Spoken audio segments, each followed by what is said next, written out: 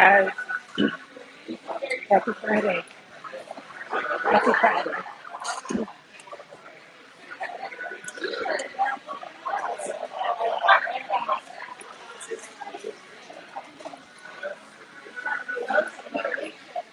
I am on a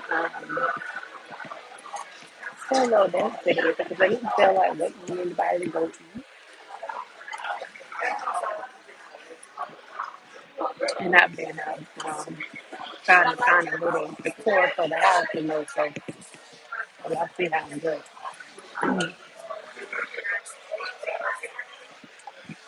So I decided to try this new place out today. Well, they're trying to kill me. They're trying to kill me. They're trying to kill me. Um, so, number one, I am at a Korean place and I'm supposed to be in this shop too. The girl don't do shop too. Yeah. So,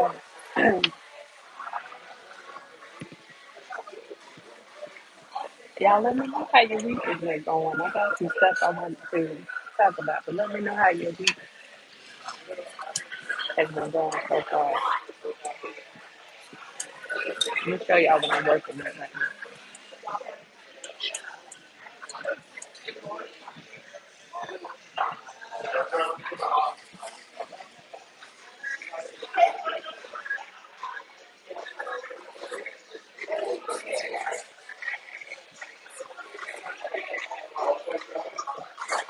What am I supposed to do about this?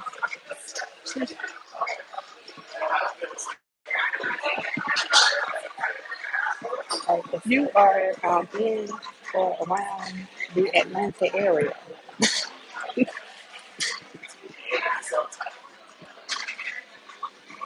Vonda, hey, how you doing? Happy Friday. And you would like to partake in the pickings of it all, then please feel free to join me. Lisa, this the place me doing Cassandra gonna have to check out. This the one right here.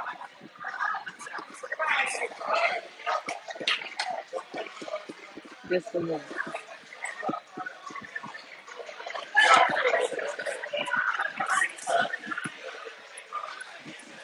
But you gotta cook your own food, right? So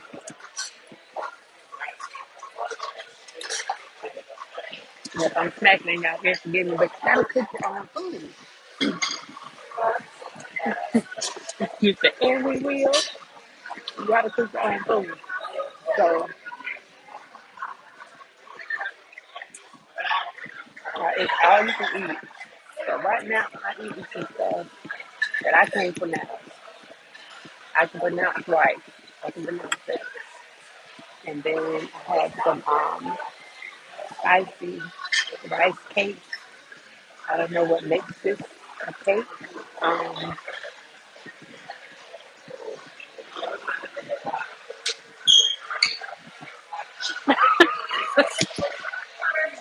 one relationship is almost there. It's like Cassandra in the bushes. Cassandra is a chef. Let's see if you can put all this stuff right here together. Yeah.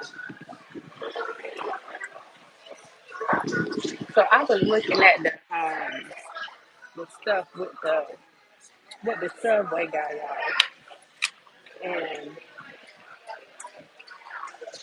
I'm sitting up here and I'm looking. I'm like, this thing is a prime example of what I was talking about before when we had the conversation on um, entertainment versus mental illness, right? Because this guy was coming on YouTube and stuff and doing all these rants and talking all crazy and like just all the way around, right? And some people thought it was funny, some people joined in. But at the end of the day, This was the perfect example. He is the perfect case study when it comes to the behavior that we talked about before. Stand up to counter. Hey, how you doing? Y'all, y'all see I'm eating stuff. I smacking y'all ear. I apologize in advance. And I'm asking y'all to excuse my hair because I know I look like curly C. But I washed my hair today and I had to curl it. So this is what it looks like before that rat kick in. Y'all know what I'm talking about?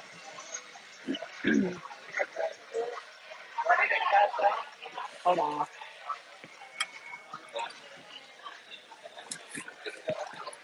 Y'all, I can't reach out to you. I'm gonna try to for y'all. And,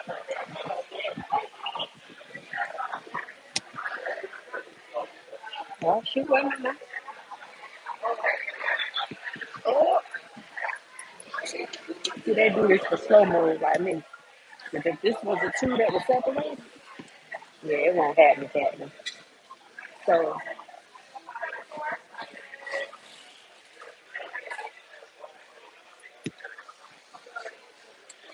so happy Good Friday. Yes, ma'am. Yes, ma'am. So I gotta stand for something else. Okay. So the place I am at is called KPop. So I'm in McDonough right now. Um, yeah, I don't know what this is. Pray for me.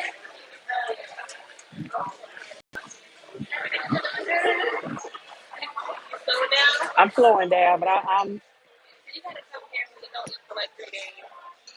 Somebody should have told me. But I'm gonna work it out.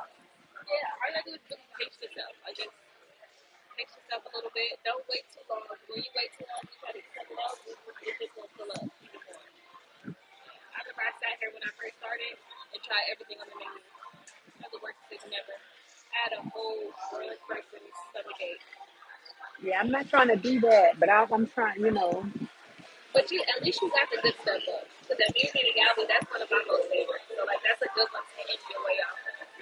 And that's big. Okay. Okay. Thank you, ma'am. So I am carb loading right now. I'm sorry, not carb loading, protein loading. Um, I am doing intermittent fasting. I've been doing that for a while now, and I just stepped up my game a little bit. I used to be keto, um,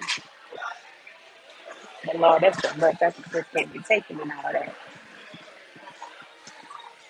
I got my own money. Hey, how you doing?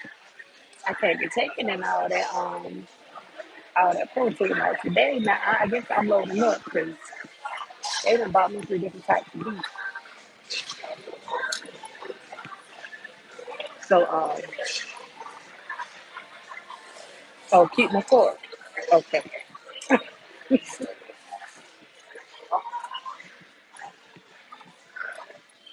that's this right here.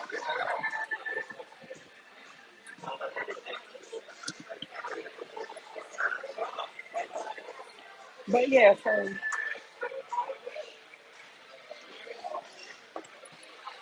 the guy that shot up the train station in New York, that was pretty interesting to me. Where's the signs? I don't see it. It was pretty interesting to me. Number one, I'm looking at it and I'm like, YouTube is quick to flag everything else, but as we can all see, the things that they need to flag, they don't touch. And this is definitely something that they need to touch. And they waited until it was too late. Brenda, hey, how you doing? Now, had they got on this from the beginning, then maybe something else could have been done. I mean, fate is going to work the way that it works, but maybe something else could have been done because this man basically talked about what he was going to do. basically gave them a timeline of events, and they could pretty much track him from Philly to here, like everywhere that he was going, not here, but to here, everywhere that he was going, they could pretty much track him. He told what he was doing. So my thing would be, if they are quick to, hey Tony, how you doing? If they're quick to jump on what everybody else is doing, like quick to tag somebody's video because they hear certain music playing in the background, quick to um, go and cut your monetization on the video because somebody may be cursing on the video or because they use certain words on the video. If they're quick to do that,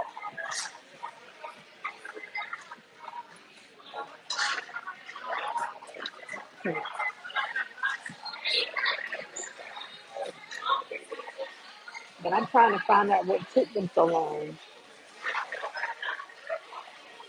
to look at this man's video. Hey, Bobby, how you doing? To look at this man's video when he told him exactly what he was going to do. And he actually said that he felt like it was time for him to go and hurt some people. I mean, he was pretty direct in what he was saying. So if you're gonna go and flag people because they may be playing some arcade music, um, flagging somebody for playing Chris Brown, Lil Wayne, whoever, like for playing other people's music, you quick to jump on that stuff and go and flag somebody's videos or let somebody say something about their SE, that word, or anything remotely close to it. Those videos are flagged, right? Those videos are flagged. But you got this man sitting up here telling folks that he's gonna do all this stuff. And the one thing, if you get one person sitting up there talking that talk, then all the people that have those types of beliefs and stuff like that, they tend to come out with the craziness too. So then you have copycat people. You can't hear me?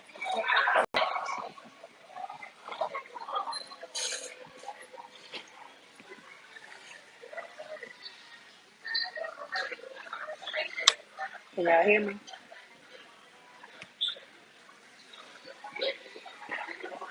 Check one, two, check one, two, three, four, five, six. Can y'all hear me?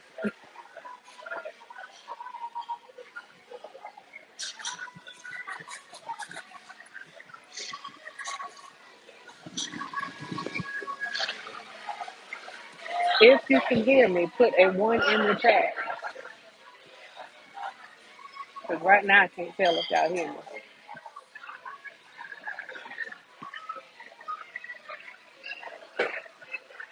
You hear me? Okay.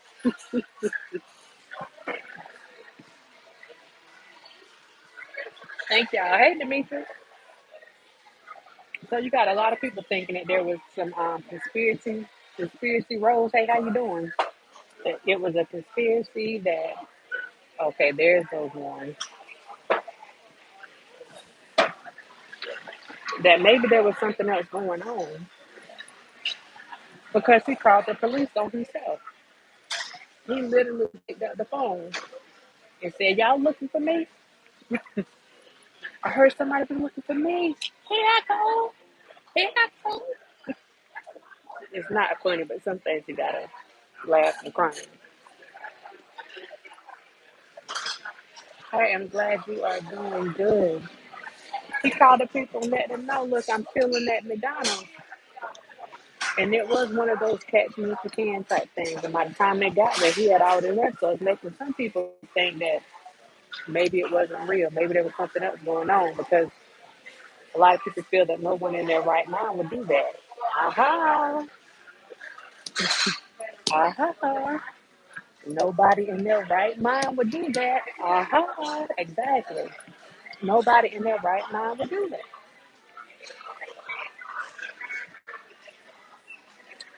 Tanya, I am at K-pop. K-pop.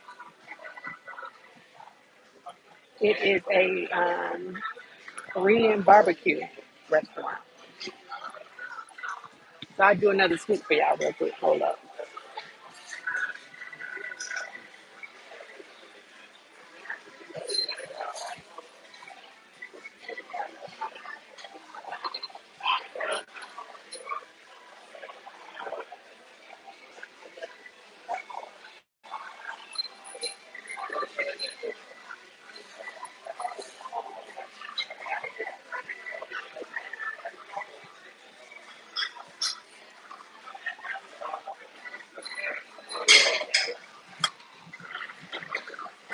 So what I cooked first, it was like some bulgogi or something. Yeah, I'm pronouncing that wrong. So if somebody on who speak Korean, you can go ahead and check me real quick because I'm pronouncing that wrong. But it's some kind of beef. And then it's this other kind of beef. Whatever this is, child. I don't know. Yes, it's mine. I got my own. All this is mine. It's all you can eat.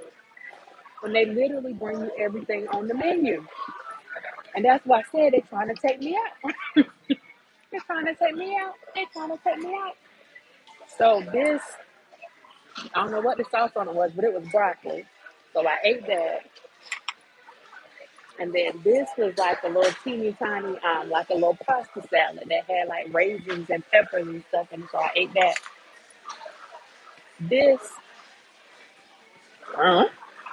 I ain't touching this. This, listen, y'all, that's a flower. I ain't eating a flower. Hold on, let me try it. Since I got y'all on here, hold on. It's a flower, y'all. I promise it's a flower. I don't even know how to eat it. Hold on.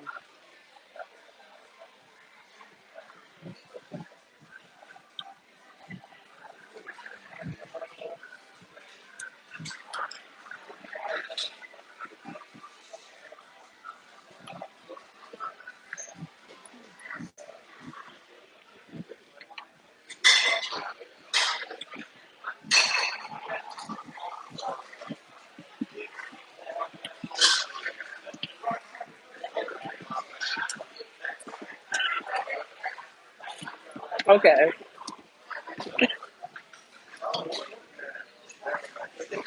So,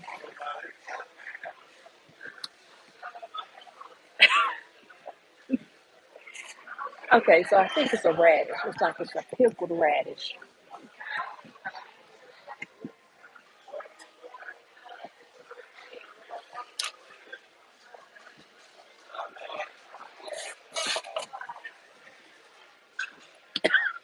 No, you didn't sound to grow limbs in my throat. Hey, Tori, how you doing?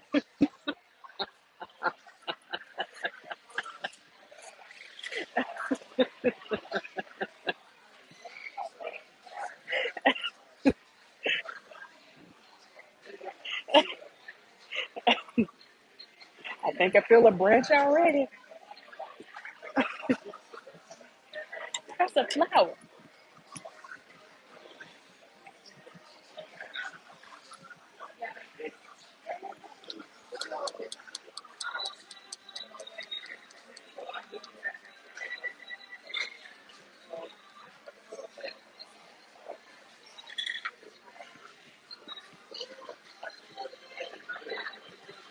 You digging me? Come on, girl. Come on, child. Come on. We can share the love, child. Like you can have the flowers. You can have the flowers. Let me see what else we got. Hold on. This is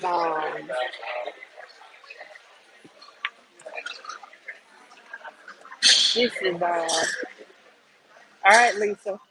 Hold on, child. Hey, Lisa. Hey, if I text you 911, come and get me, girl. Somebody done took me out. I ain't eating this. I don't know what this is. I ain't even playing with that. I ain't playing with that.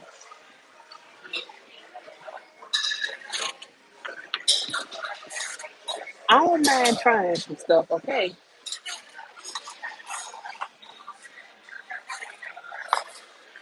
Okay, let's try this. Hold on. Hold on. Hold on, y'all. Oh, let me do this right. Let me get some chopsticks. Hold on.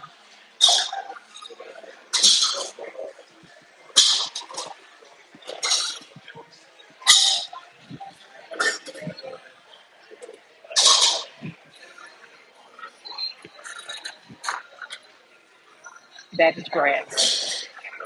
Yep, grass. Those are the remnants of the grass I cut this morning. I cut my grass. That's the rest of it.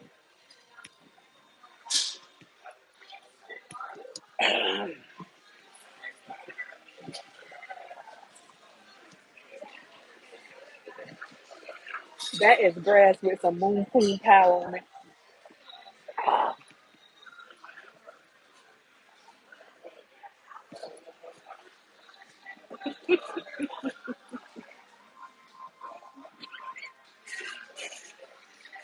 That is grass.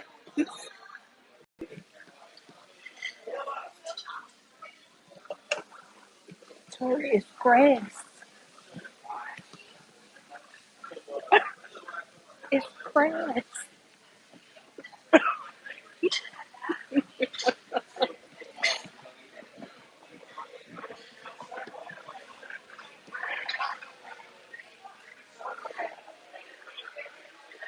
What was? So I'm gonna have to ask the waitress about that because that was grass. They got me on that one. You better stop. I ain't got nothing left.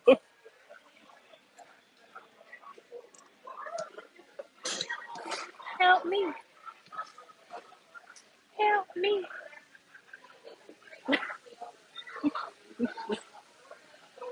Help me.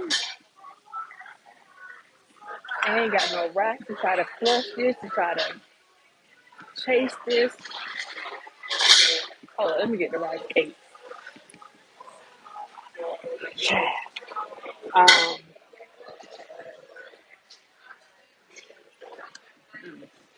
that's cold. Don't taste good no more.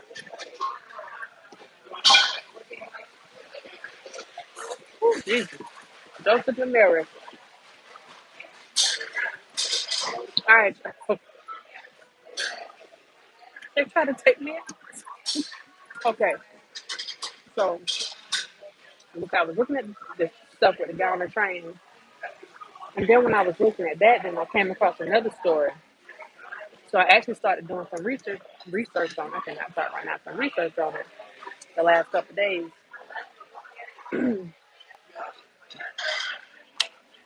Y'all hear me starting to throw at the moon, howl at the moon. Y'all know what's up. It's K-pop.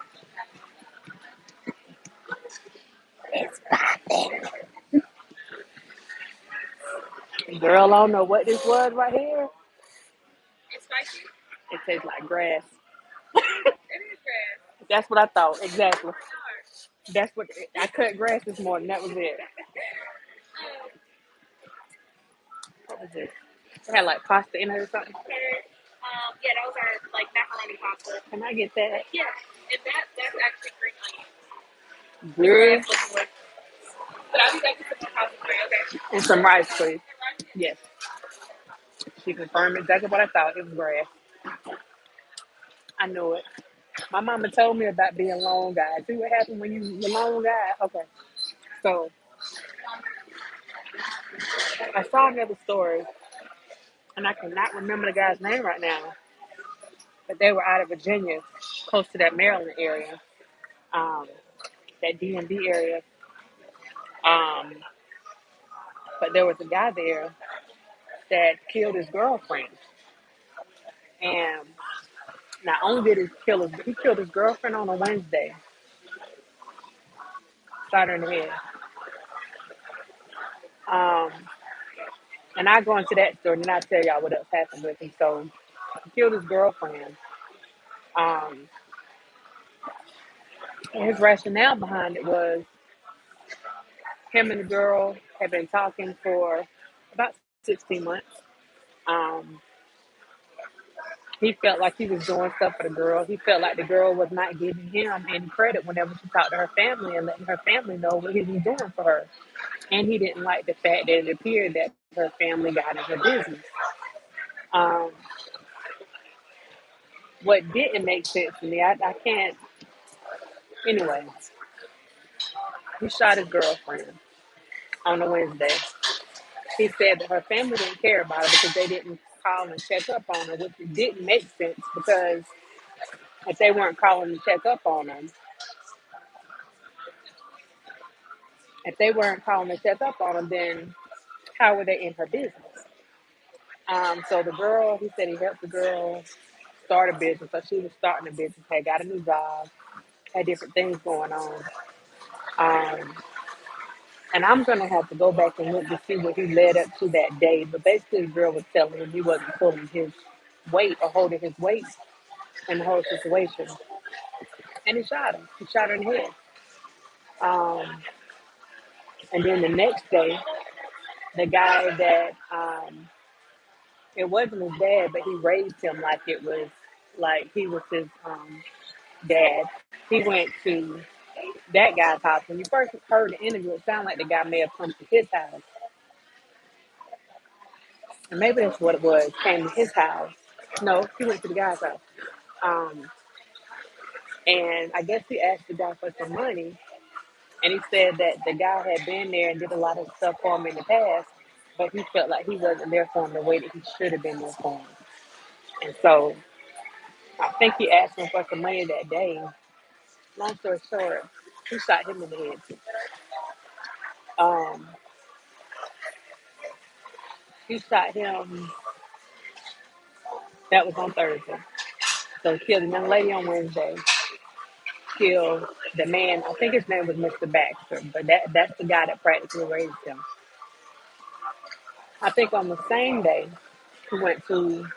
Well, I think he went to his cousin's house, and then his cousin came over there. The cousin saw both of the people that he had already. He said that he showed that the cousin saw the body of the girl and the body of the man that he killed. Right. So he said that the cousin had people that were after him, and he was going to take care of those people for his cousin. But in the midst of all that, his cousin was drinking and all this stuff, and his cousin started clowning him and telling him that he wasn't about that life. So he got mad at his cousin was clowning him. And y'all, this guy's in his 20s. I don't think he's in his 30s, that black guy. His cousin started clowning him. And because his cousin started clowning him and telling him that he wasn't about that life, he shot his cousin in the head. Not only did he shoot him in the head initially, but because whenever he shot him in the head, his cousin was still moving. So he didn't think that his cousin, well, at that point, his cousin wasn't dead. So he shot him in the back of the head to make sure he killed him. So this is three people. So he shot his girlfriend that he claimed to love to death. He shot this guy that was like a father figure, and then he shot his cousin, who he was supposed to be going to kill some other people for to keep them from killing the cousin. He did it himself. Y'all, I have to try to figure out this man's name. If somebody wants to go and look really quick, I think it's like Dion. Oh, I wish I could remember this guy's name. But they interviewed him. This happened in March this year, I believe. Um, and they interviewed him. He did a couple of interviews with the news from the detention center. Now, first thing is, I don't know who in the world instructed or advised him to go and do these interviews when this stuff just happened. When I tell you that this young man did not have an ounce of remorse, there was a female reporter that was asking questions on, like on the left side. There was a male reporter on the right side. You couldn't see him, you could just hear him. And they were asking him, the lady, she kept asking him, why did you do it? You're not remorseful for what you did. And he's like, no. Oh, I left something out. The guy, Mr. Baxter, that was like the father figure to him, he killed him. And he felt that he was justified in doing it because once he killed him, he said the man had about $20,000. And he said, see, he was lying to me the whole time because he said that he didn't have anything. And he said, had Mr. Baxter just given him like $1,000, then he wouldn't be dead. So the lady asked him, what did you do with the money? He said, I took it. And she said, well, why would you take it? And he said, if you had $20,000 right there, you could take it and nothing would happen, you nobody's going to do anything about it, wouldn't you take it? She started getting her feelings because when she was asking the guy certain flaw with her. Thank you. And it was like a refill for here to go? Here. Here.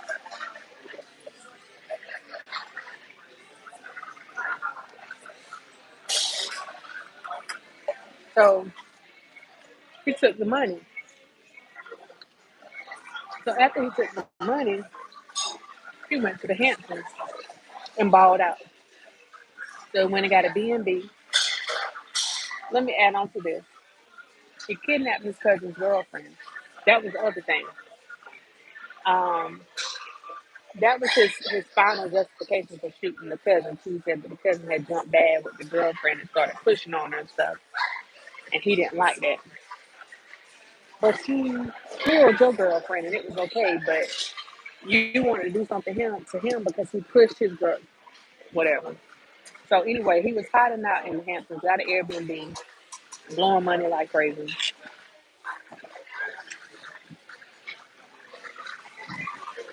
But he literally,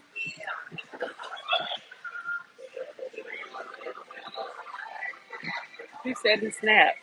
And when the lady kept asking him about remorse, like she was getting her feelings because this guy wasn't remorseful. And he said that. He said, when you snap, you don't feel any remorse for what you do. You just do what you do. There is no remorse. But the thing is, at this point, you not in snap mode anymore. You're not in beast mode anymore. You done had weeks to process what happened and still no remorse. In his justification, he felt that he was justified. And they asked him, what did he get out of the situation? Did he learn anything? And he said, if he had any advice to give to anybody else, it is to check on your family. He's telling other people to check on their family. He said because had this girl's mom come and check on her, because he said the mom came.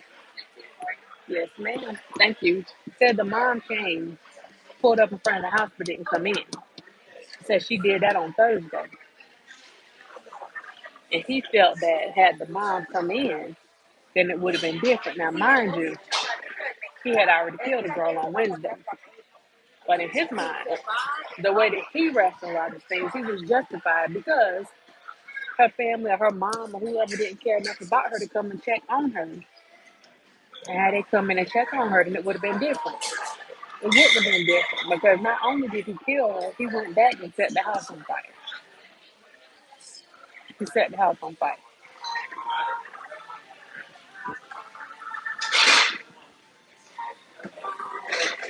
He did not have one drop of remorse in his body.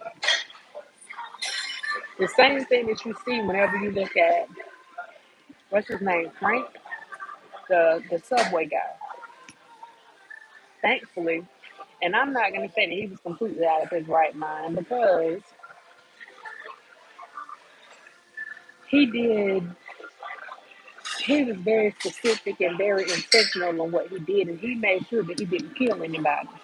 I don't know if anybody took note of that, but for everyone that he shot, he aimed no. He did not try to kill anyone. So it seems like he did just enough to make sure that he went to jail or went to prison, but he didn't kill anyone. I ride solo. Hey, how you doing? Now that I found interesting, very interesting. The fireworks that he used, the little smoke bombs. Um, those are like distractors. The stuff that he purchased or that he used to distract, those things he purchased over a year ago from the fireworks store. Hmm. Would you like any more protein or anything? Girl, I can't do nothing else with this. I can't do nothing else with this. Oh, the rice. Well, the grass. And I tried. This is radish, right? Yeah, I tried that. A little vinegary. Yeah. Mhm. And what?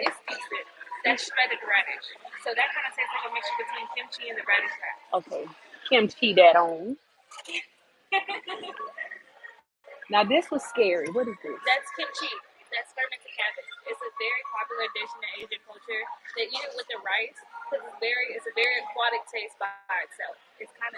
And it's also an acquired taste. And I don't. It's not.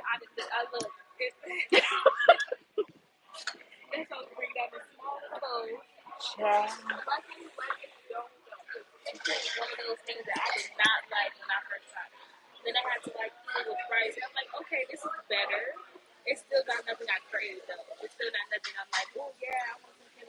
Yeah, they can keep the Kim and the tea on that. No, ma'am. No, ma'am. Okay, thank you. Um, but yeah, so he was really specific in what he did. Now, one of the things that he did say was he admitted to having a mental health history. He said he's been all through the mental health system, medication and all.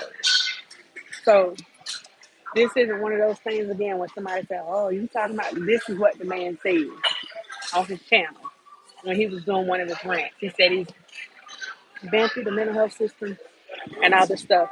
Now, one of the things that he was focusing on was the violence that they had in the subway stations in New York and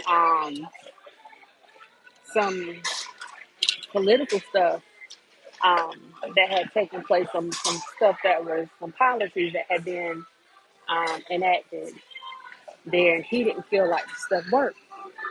So to me, it came across like he was trying to show them exactly what he was talking about, how the security basically sucks in that subway system, and how if something happens, nobody realistically has the time or the ability to get there to stop him. And that's exactly what he showed. So to that extent, that's why I'm saying he wasn't completely out of his mind.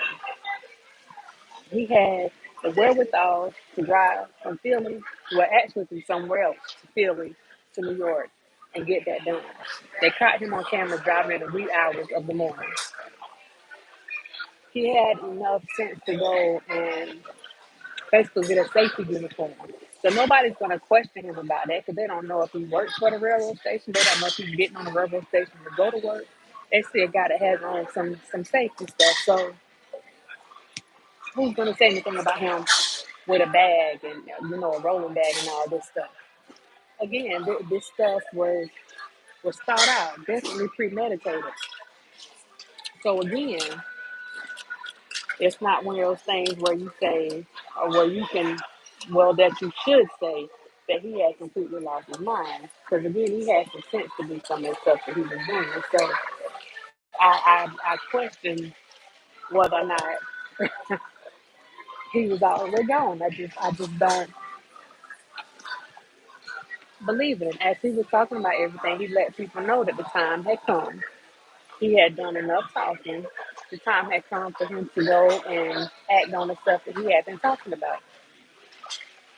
He felt like he was going to have to go and ahead and do whatever he had to do. And again, he had mentioned at one point that he knew that his actions were going to result in him receiving some jail time. So, with that being said, I can honestly say that he was not hearing voices at one point that was telling him to do something. I don't know. He could have been responding to voices that he had before, but for it to go past that time frame to like go past a couple of days, Um, it just had me wondering, unless it was some ongoing command type hallucinations. I don't know. But I did find it interesting that everything that he did, it was well thought out. He put a lot of thought into it. So that was really interesting to me.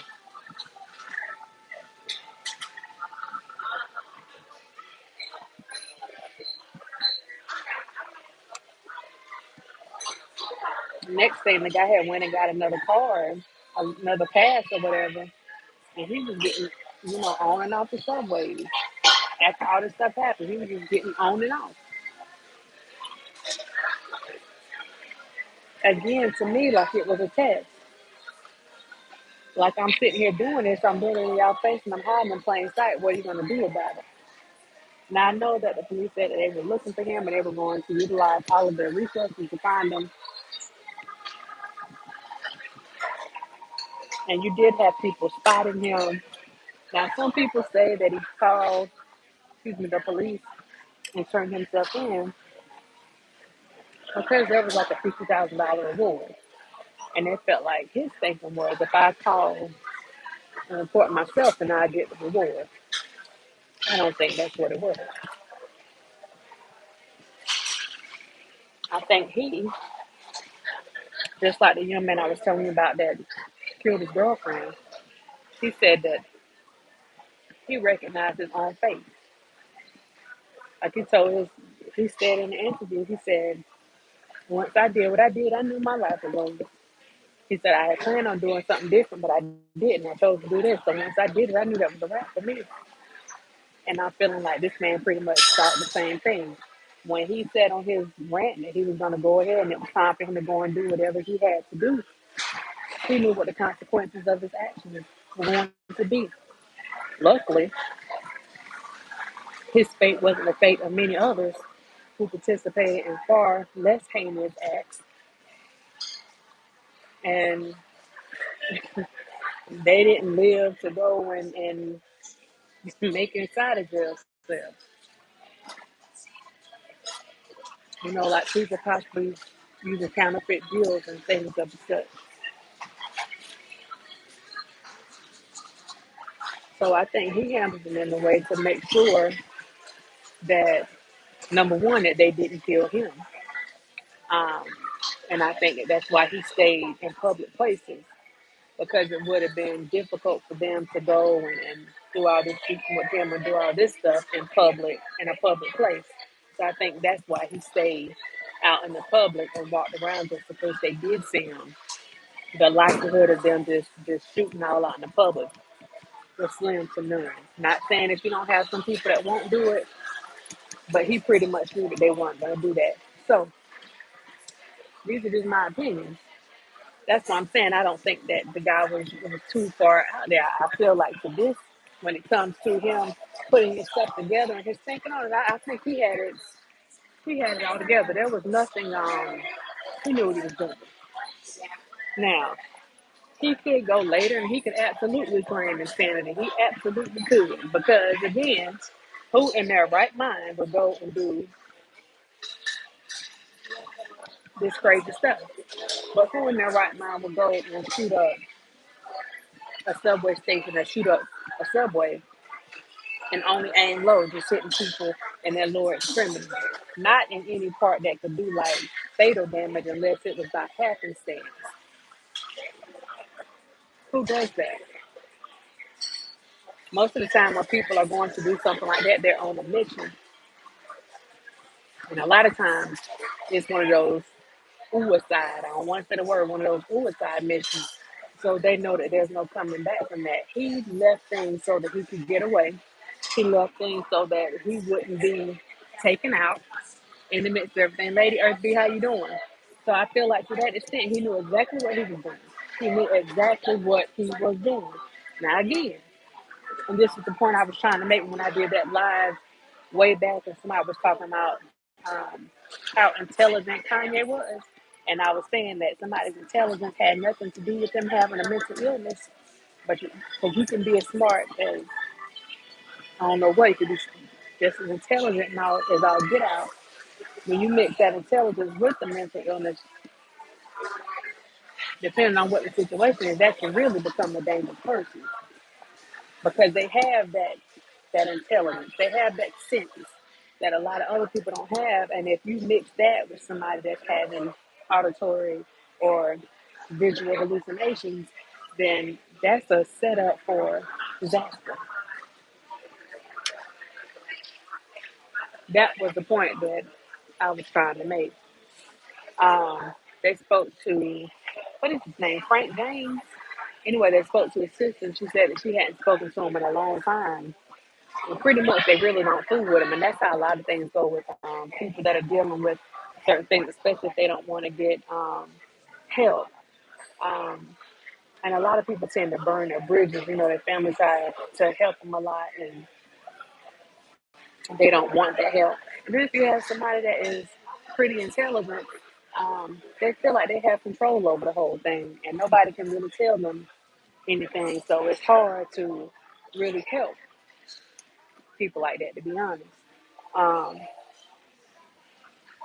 so I can see in a situation like that where maybe somebody did try to help them, and that's pretty much why family was like, yeah, we don't really have any dealings with them like that. So just looking at it, I'm like, this is the reason why I ask people to like really look at stuff and make sure that whenever you're laughing or talking about something that you really know what you're laughing or talking about or looking at, because just like the person, that comes on my channel, I don't think he's on here today. Um, Again, that's the reason why I would handle him a certain kind of way, because other people just saw him coming in the comments and making little comments about certain things, and I understood what I was dealing with because I watched his videos. He sent me a lot of messages. He sent me emails. He sent me stuff to my phone for my channel, and I saw how some of the comments came across.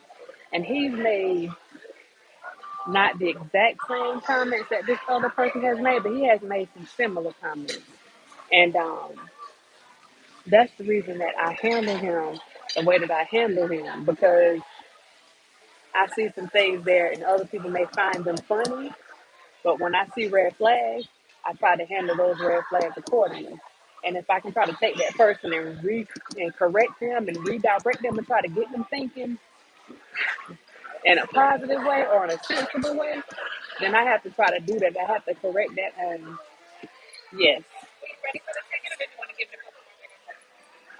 Couple more. How is the cheesecake? It's delicious, but oh Lord. I'm not gonna lie to you. Our oven is broken. Ah, let it give it to go. So let's go to like a little frozen. So like we can't like heat it up here or warm it up. So it's frozen, frozen. Not like frozen. Like you can throw it at a wall and it's not gonna break. So like it's pretty close. So like if you want to wait till you get home to eat it, it'll probably be like perfect. So it wouldn't be possible for me to taste it now. Would it be too hard for that? Do y'all have anything else? We have chocolate cake, but still the same. Oven. It's the same problem. Yeah, because one of our employees just manhandled it one day and it kind of just broke. So we've been getting our big bosses to try to come down here and replace it in the meantime, but that's pretty much what they told us that we have to tell everybody right now. Oh shoot, it's 8:13. I ain't supposed to be eating after 8 o'clock. Let me see. How you feel? I get it to go. You sure? Not really, but I'm not. I don't want to feed that temptation on you. Give me a ticket, girl. Can I get a Yeah, so that's to go, and then you want a cheesecake to go as well? No, I didn't hear what you said. What the hell? I'm trying to figure it out too. I'll get it. I'm gonna stand just to see if it's on. Because if I don't like it, I'll leave it on the table. Okay, thank you. Sir Miguel, how you doing? I would definitely save you a piece of this cake. Y'all see what I'm talking about? See how temptation comes? See how temptation. So okay, let me give y'all a quick on this place. So this is KPop in McDonald's. That's where I'm at. So I was doing some shopping today at Home Goods and at home and Marshalls for some decor for the house. And I decided to eat over here. Y'all, it was busy. And I took today off. Um, I went to Cheddar's first. They had almost a 2 hour wait. I went to my spot to the crab shack. They had it during the 2 hour wait. Um, they had a Vietnamese place. Now I'm trying new stuff, but I ain't stepped out there like that. So I didn't do the Vietnamese place. And I stopped here because it's all in the same little area. I stopped here because it was a barbecue place. I didn't know it was Korean barbecue. So I had called my friend. I had called my friend, and I was like, "Look, because you scan the menu." So I called my friend, and I'm like, "What is this?" Because I'm like googling the stuff on the menu, so I know what to order. Right? Just as ghetto. And he was like, "You must be at a Korean place or something." I was like, "No, I'm at a barbecue place." He was like, "Nah, you talking about a boom boom gal or something like that, boom boom pow, whatever. You at a Korean place." And sure enough, I looked at some of the items on Google, and then I actually went to the website, and it was Korean barbecue. So yeah, you're supposed to keep ordering protein. The first thing I ordered, I ate all that. I cooked them at the same time. The second thing, I ate some of it, but I was already full. I ain't about that lifestyle. I can't eat all that meat like that. So, um, got that left. I did taste. They bring you all these different foods. So I ate some of the macaroni salad, and I ate the broccoli with some type of hot, some little spicy sauce on it. And I ordered for appetizers. I ordered chicken dumplings and spicy rice cake. Now, if you have not been here before, see, it sounds like I'm being greedy, but I promise y'all I'm not. So I thought that all you can eat, they had all you can eat, and they had like the little stuff on the side. So I thought it was just those items. But what it is, whenever you pay $30 for all you can eat. So they just keep bringing food to the table. So that's why the girl kept coming to the table because they just keep bringing you food until you can't eat anymore. That's why she was trying to give me instructions on how to eat my food. Like I was a little slow mo. But I can't do it. I can't do it. See, that's why you need to go and read stuff before you go. Because had I known that I was signing up for like for real all you can eat, man, I would have went to a Chinese place or something. Cause I can't eat all this food. So so that's $30 for everything. Drink included, that's $30. So that's what's up. Um and then I just ordered they have two desserts. They have chocolate cake and a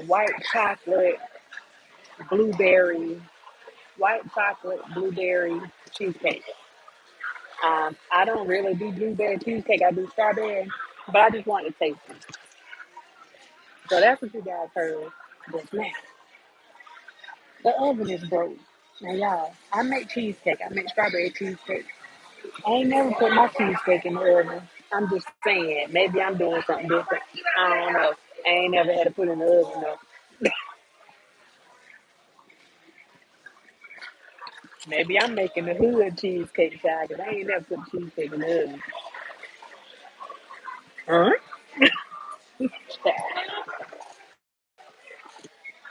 Hell, so we gonna see how this one turns out, child. So she said that they bring it to you, it's gonna be frozen because they can't put it in the oven. And so she told me that by the time I get home, I'm like, girl, what do you think I said? She said by the time I get home, that it should be, defrosted and all this stuff. And I'm like, what do you think I said? Like,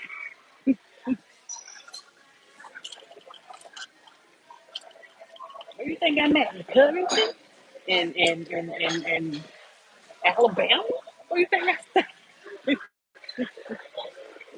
So I'm gonna try that, and I'm gonna give y'all a 411 on that, and just let y'all see what the going on is. So yeah, that's what we that's what we got. So I'm doing this today. I should be on the road tomorrow to go to South Carolina and go and check out my little folks, but I think they are having a storm, so I might not be heading that way. Oh, here we go. Oh. It's a raspberry cheesecake, not a blueberry cheesecake. But this one tastes better than the other one. So decide, honestly. It is ordered wrong thing. But if you want to go ahead and taste it, it's not frozen, frozen. You'll be able to like stick it on there. Taste it. It's not blueberry, it's raspberry. See, this thing don't go in the oven, y'all. I don't know what they're talking about.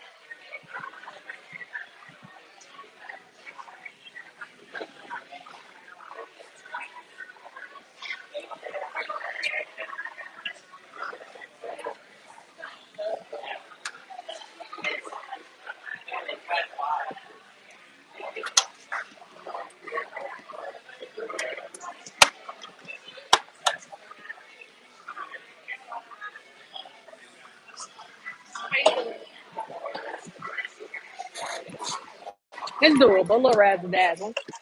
A little razzle dazzle.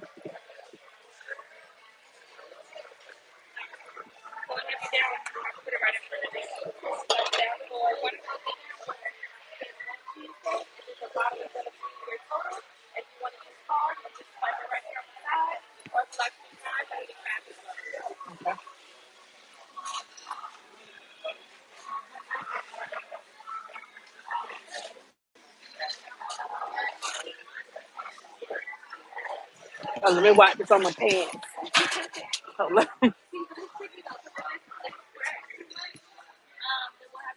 Then why you didn't tell me that before I rubbed it on my pants? You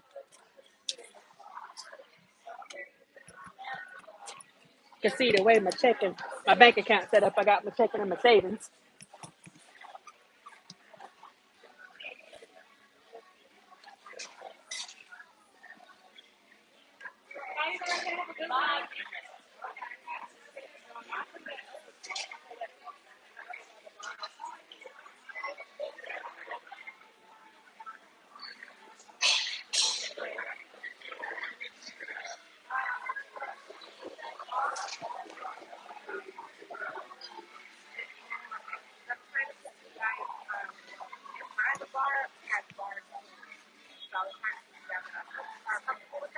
Okay. Thank you so much. Thank you. Thank you. You too. I'm full, yeah. I'm full. I can do no this. Where's my straw? I can't even carry all this. Okay. I'm gonna take you guys out. Y'all have a good one. All right. Thank you. Thank you. All right.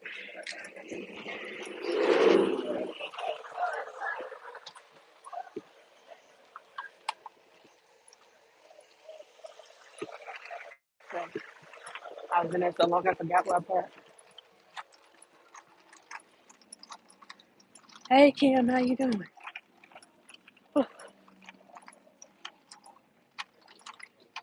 So they have the King Kong milk to smoothie. Then they have the Pho Town Vietnamese restaurant. And then they have the Pure Zen Mimosa wine bar. And then they have La Costilla Grill, authentic Mexican. And then over there, the Juicy Crab. So, and then way over there, Cheddar's. So,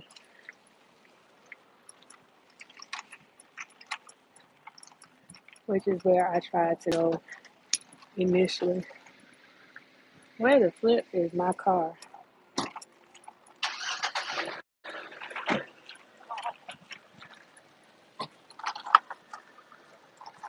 Oh,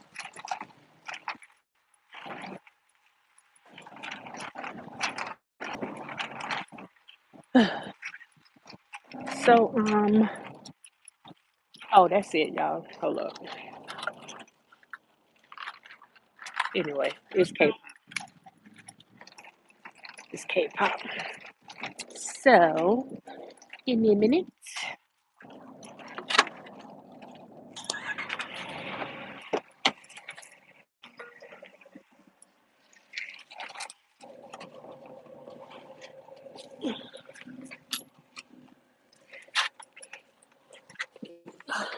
Oh, I dropped my earbud.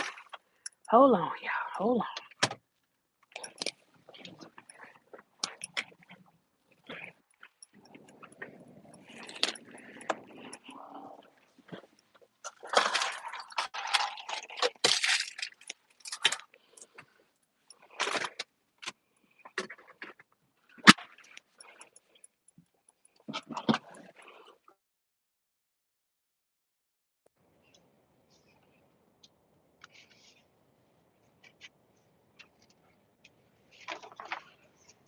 One second. Hold on, y'all. I gotta plug in. I'm dying. Is that in there?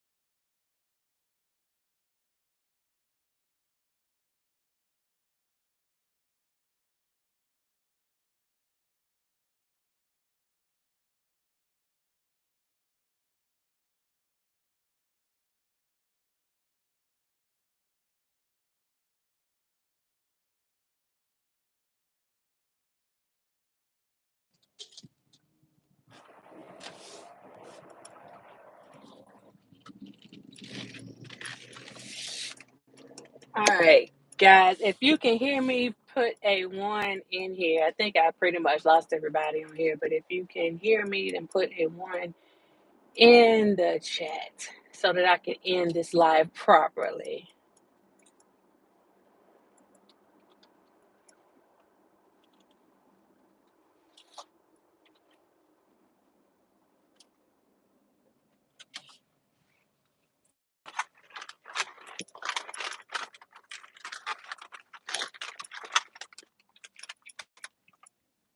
Okay, you can't hear me. Okay. And let me sit this down here because y'all know we can't be holding in Georgia. Georgia.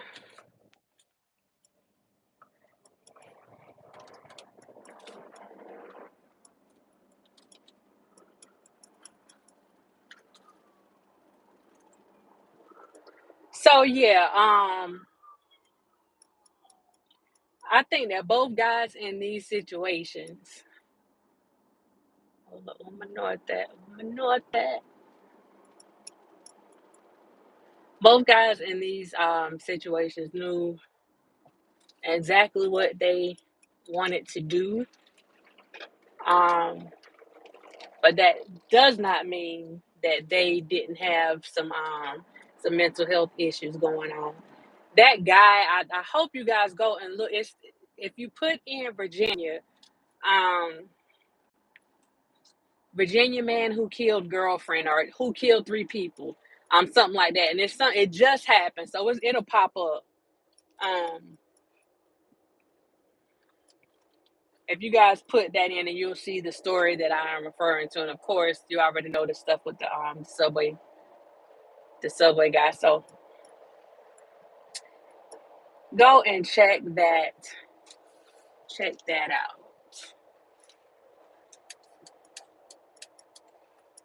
Go and check that out. Yeah, I know how we do here in GA. We do all things 75. And South Cat, we do all things 95. In GA, we got to do all things 75. So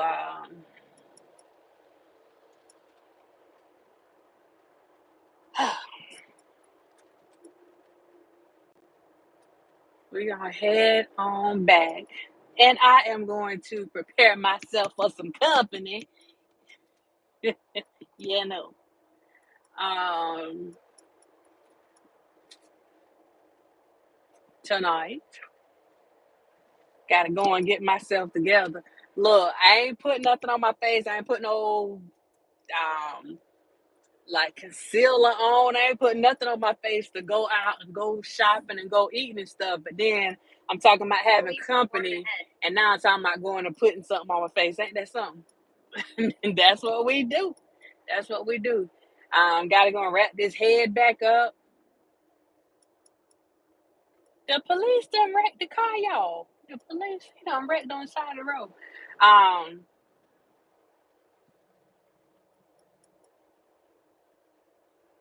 Gotta go and get this stuff together.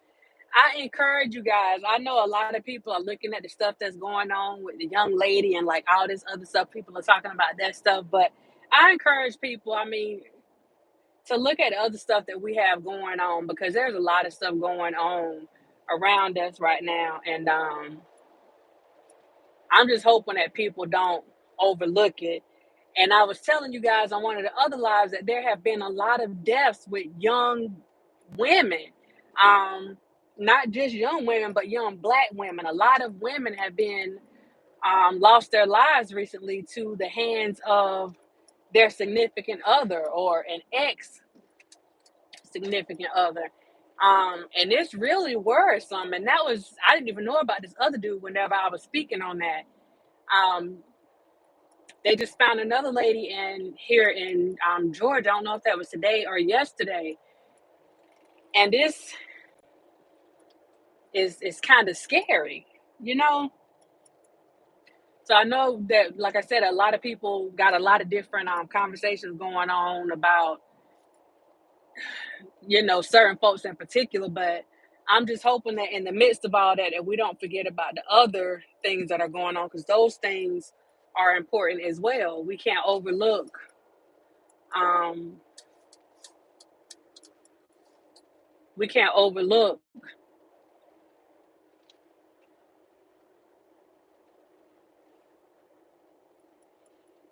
we can't overlook those things and those young ladies. So to my women, to my ladies, be careful, be careful, and look at those flags.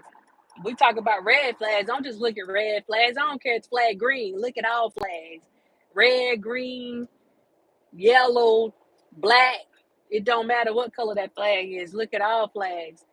And just like in the case of the guy with the subway, what is this? Is it Frank James or James Frank? Anyway, he said what he was gonna do. And one thing that I've learned in working in the type of work that I work in is if somebody tells you that they're gonna do something, even if you don't think that they're bad enough to do it or that they have the mindset to do it, you still don't overlook stuff. You always keep that stuff in the back of your mind and let somebody know. Always let somebody know. And if you have a gut feeling about anything, let me tell you something. God gave you senses. He gave you those things for a reason. He gave you the gift of discernment for a reason. He gave you those senses for a reason. So if there's somebody that you're dealing with, or somebody that you have dealt with, or somebody that's stalking you and they want to deal with you, whatever the case may be, if you're dealing with anybody and they're giving you any kind of belief or any kind of sixth sense, um, if they make you feel uneasy, don't overlook that stuff. Don't overlook that stuff. I looked at this was something I can't remember exactly when it happened, but another young black lady that was killed by a guy that she was talking to. She was dealing with an older man. Um, he came in and he killed her aunt, and she called 911. And I think I'm gonna go and like put a compilation together and like really talk about all this stuff because it's something going on, and I think a lot of people are overlooking it. And my thing is, we talk about saving our women and looking out for black women, then we can't overlook this stuff because I mean people are losing their lives. But in this situation, a young lady, she heard the guy come in the house and shoot her aunt, and she called 911, and she told them that her boyfriend, that somebody was trying to kill her, and that the guy had already shot her aunt. I don't know if she said that she killed her, that he killed her aunt, or just that she shot. I don't remember. And she told them that on the phone. She was whispering. She gave him her name and everything. And the 911 call, you could hear the dispatch. And when the dispatch um, sent the call to the officers, she didn't tell them. She made it seem like the girl was crazy. You know, they give the 10 code for crazy. She made it seem like the girl was crazy, saying that somebody was trying to kill her. She didn't tell them that the girl said that the guy had already shot her aunt. So they went to the house thinking that it was just somebody crazy up in there, and knocked on the door. Nobody came to the door, and they said everything looked fine around the house. Well, the girl was already shot. Already, I don't know if she was dead or if she was dying, but it was right after he shot her. When she called and said that he was going to do it, she hung up the phone. I don't know if she hung it up or he hung it up, but by the time they got there, she was gone, and they didn't know that because they didn't go in the house. They felt like since the lady told them that it was just,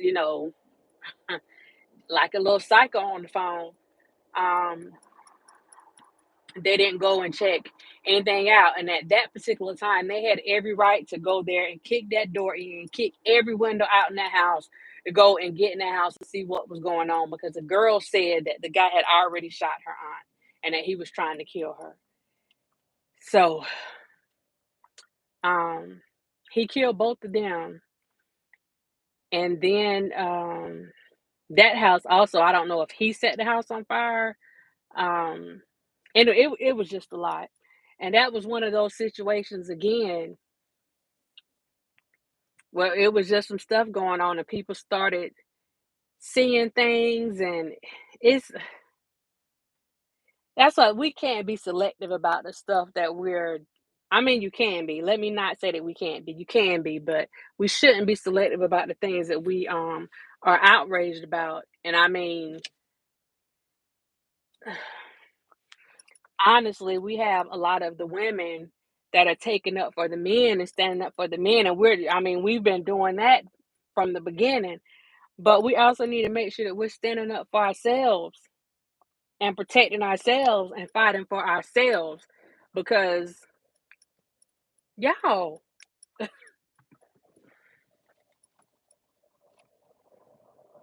who is bringing attention to this? Like, really, if you go and look, and I'm gonna go and pull the statistics on it, and I'm probably gonna have to do it state by state. I know that they've had a lot of things happen in Georgia. At one point, you saw a lot of stuff happening in Chicago, and it's not even so much about Chicago now. This is happening a lot of places. I've seen some more recent stuff happen in Georgia, and a lot of stuff that has happened in Florida.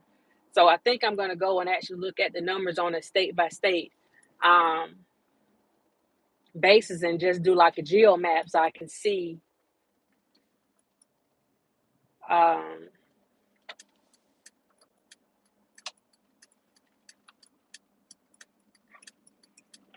how the numbers look.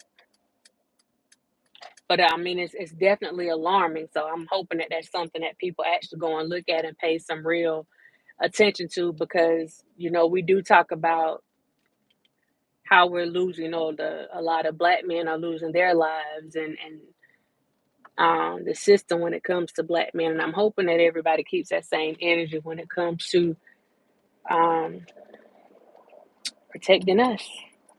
Protecting us, we got to keep that same energy. Definitely got to keep that same energy. Um, and that energy includes holding these guys that are part of this, holding them responsible, because in the situations that I'm talking about, um, these women were killed by our men. They weren't killed by anybody on the outside. It wasn't, what I'm saying, it wasn't any strangers. It was us. It was us that did these things. So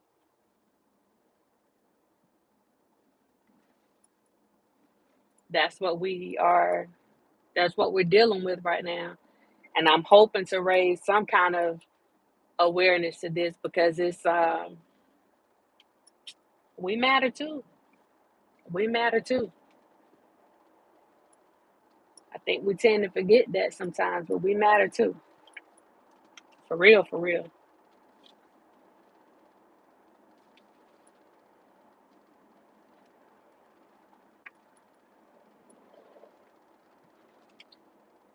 So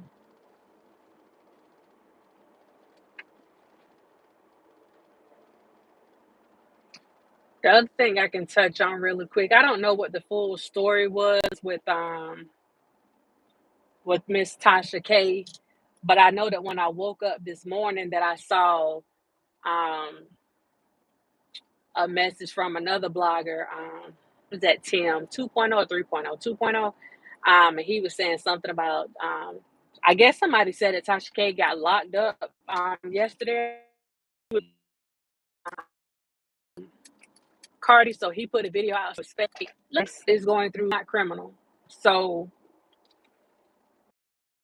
a judge telling her to take some stuff down, or her choosing to defy um, a federal court judge in this type of hearing, this type of situation that she's in right now, they're not just going to go and lock her up. That's not how this works. They're not just going to go, if she gets locked up, it will be because of something else. It won't be because of anything that's dealing with that situation with her and Cardi. That's not how the system works. So, like I said, I don't know exactly what the exact story was with that, but if there's anything that is put out like that and it's pertaining to the stuff with her and Cardi, how it works. You don't just get picked up like that. There are some protocols, that have to be followed. It's a lot of paperwork and stuff that has to be done. It's a lot of. It's not like you're um, being picked up for a regular warrant or you committed just a little regular. It's completely different. So whatever the story was behind it, if it was something that was concerning the situation with her and Cardi, then any story that you hear concerning to that is not going to be true. So I don't know where that came from or how it got put out there and what the full story is, like I said, because that I haven't really been following other than knowing that she's supposed to go and take these videos and stuff down. But again, it goes to, I guess, fake information out of you that don't know what bufale is. Bufale actually means that's the equivalent of fake news. That's what bufale is. So um, this would be an example of that. People may want to see her locked up. Um,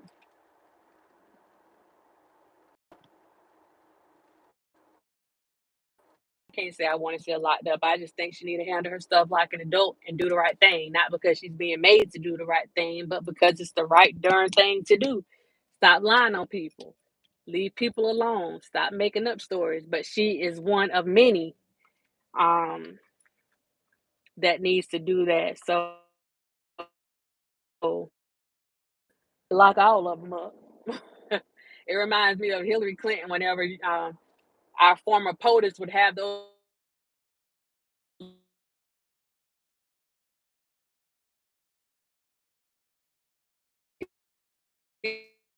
rallies. So again, we have to be careful we wish for. We gotta be careful. We gotta be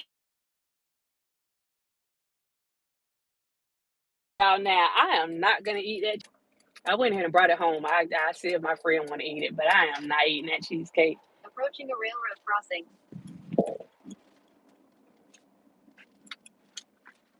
It was alright. It won't nothing to write home about, child. They could have kept that. But the place is a really nice place. So y'all need to check them out. KPop. Um, if you are into the Korean barbecue thing, the food is actually pretty good. Um, but just me and what I'm trying to do with my health right now, I couldn't sit up there and eat all that rice and all that stuff. So, and I don't eat past 8 o'clock. Actually, I'm not supposed to be eating past 7 o'clock today because I started eating at 11. So, yeah, let you guys see the new neighborhood.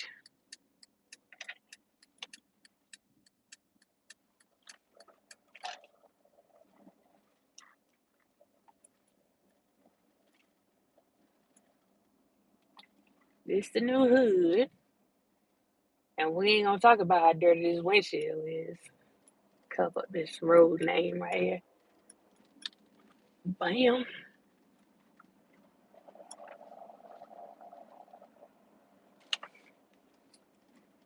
So,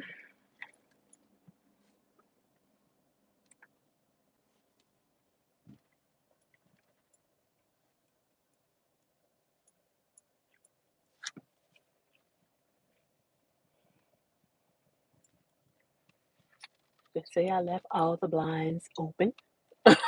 Everything is open. Y'all see the junk in the garage?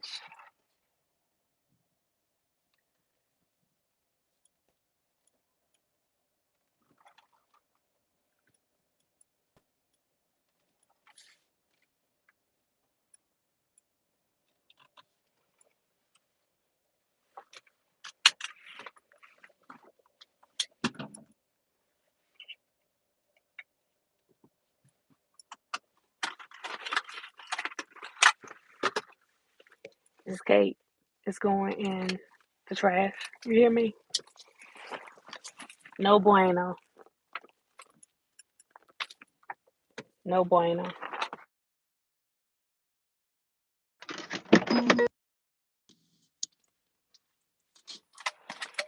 Also, the stuff that I picked up today, turn this, I'm trying to turn the camera around. The stuff that I picked up today, is probably gonna sit in here until mañana.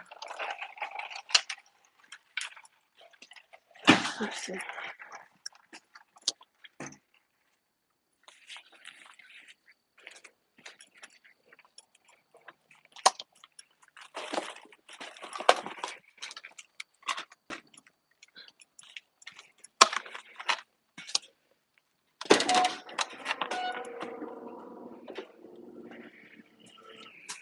So these are some of the purchases that were made today. Ugh, can't get it.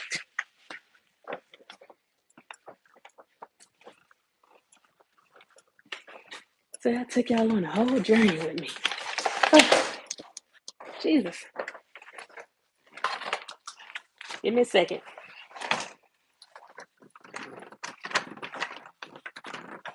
Oh, well, I'm glad I got my key.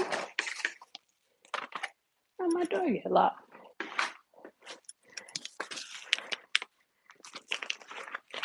Now, I know I didn't lock that, so we got a problem. Hold on, y'all.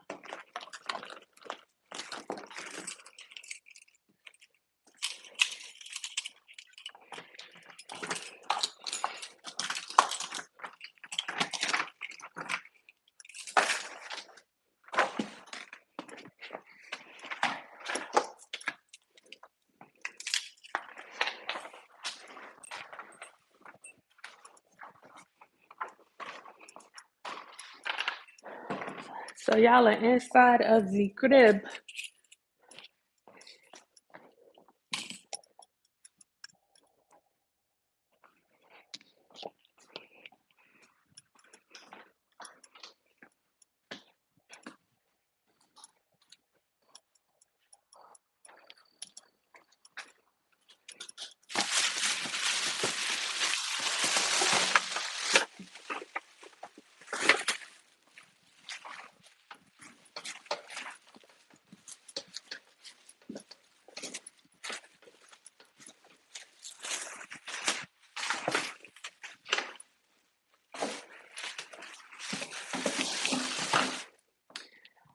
This is the area that I am working on. So I got to switch this little thing out because I had just put it on the floor to just so people have something to step on whenever they are coming in, something to wipe their feet on. Got to close these blinds. One second.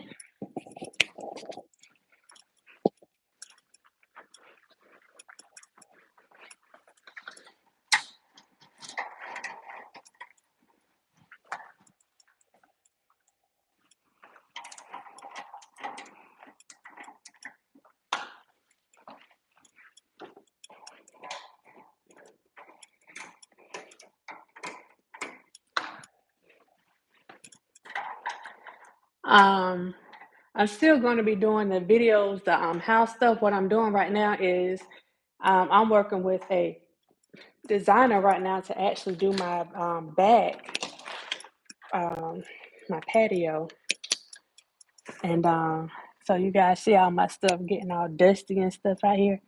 So the next time I show you guys that, it'll be with the full porch attached. So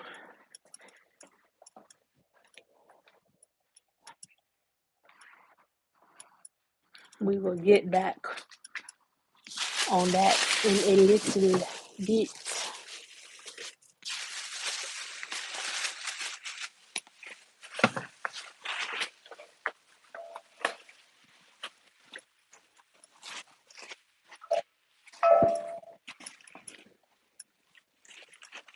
This right here.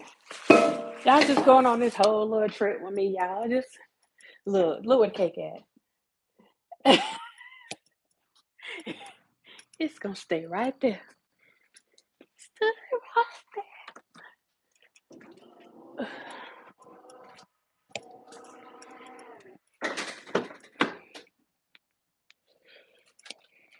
Let's see if I can get this thing out of here. Okay, got that.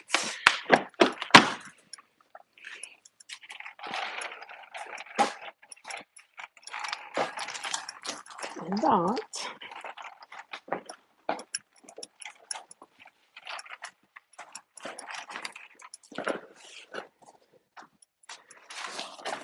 So for my what you call it? Curtains. Um I didn't want to put the ones up that I had. So I am switching that out.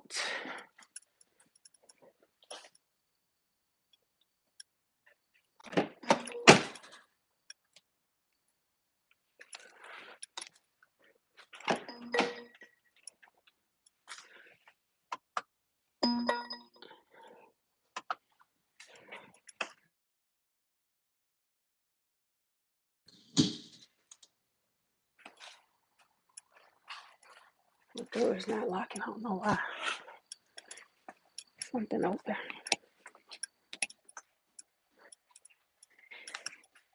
Anyway, I gotta find out why my door is not locking. Y'all stand by. 1 second.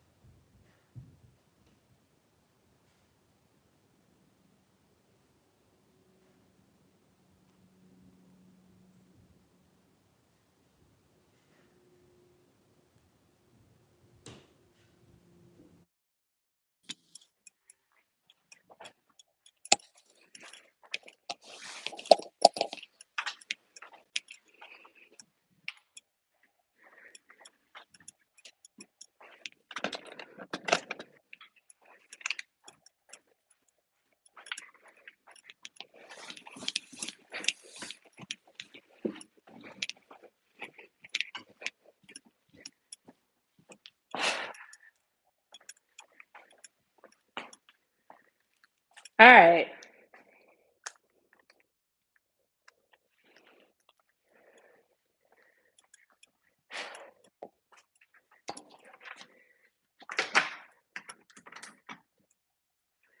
So let me plug in. Let me plug in real quick.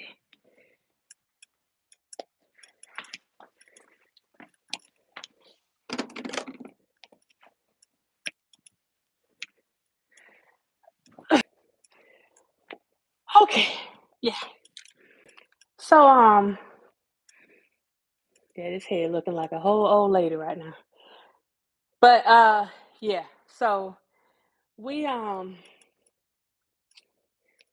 did the little solo dolo. God, y'all. Little solo dolo date. Talked about the stuff that happened with, where is my iPad? I want to get that guy's name. Um okay, y'all hold up 1 second. I need to get my iPad.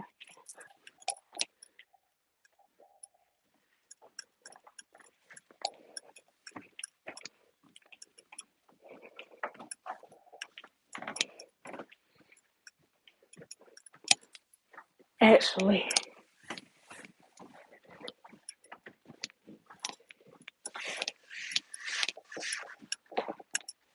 Just take the whole thing upstairs, chat. Hold on.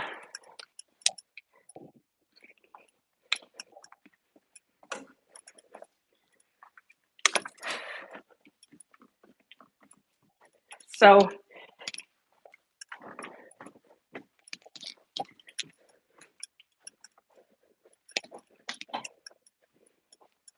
okay, here we go.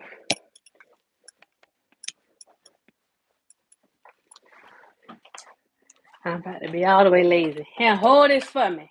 Hold this. Hold this for me. Okay.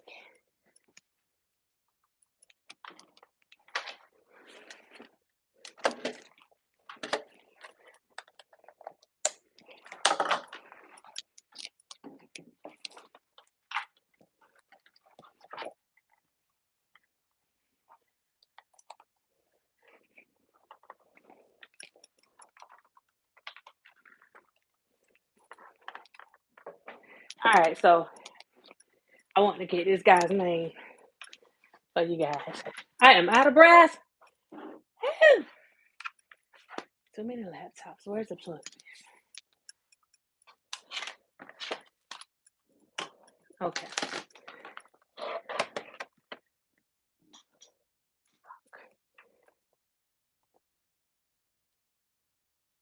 Is everything dead?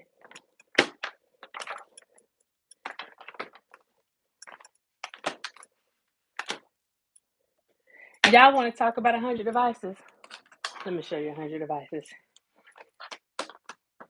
YouTube laptop,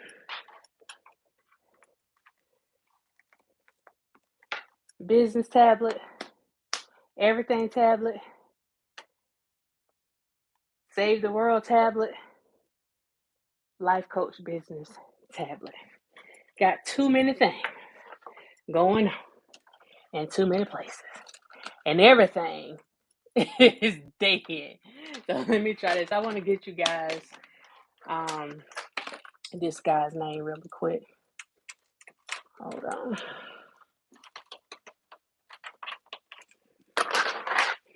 One second.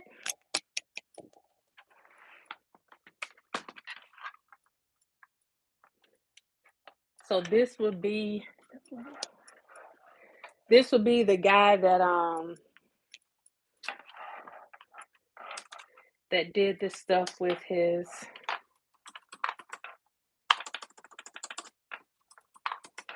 with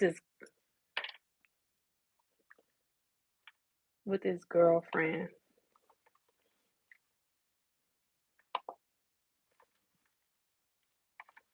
And since I have this up, I'm gonna actually show you guys how long I've been on here. God, I already been on here for 99 minutes, almost 100 minutes. I'm gonna show you guys a piece of this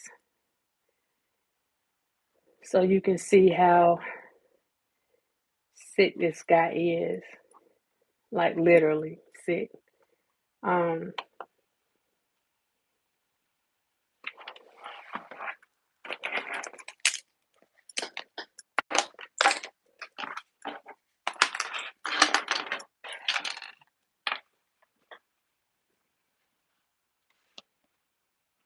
The good thing is we finally got some stuff that replaced the Will Smith and Chris Rock stuff. So never thought that would be over.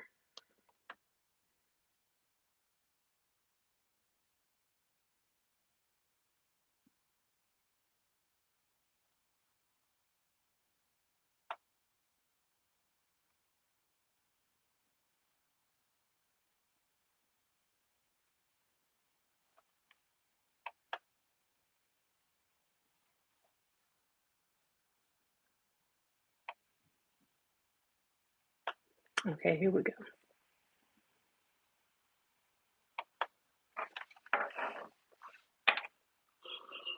you hear me good?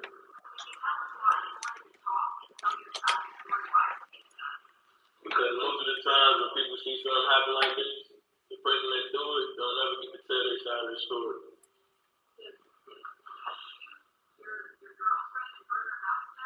Yeah, I did. Yeah. So in the beginning, everything was good. I like like our life was good.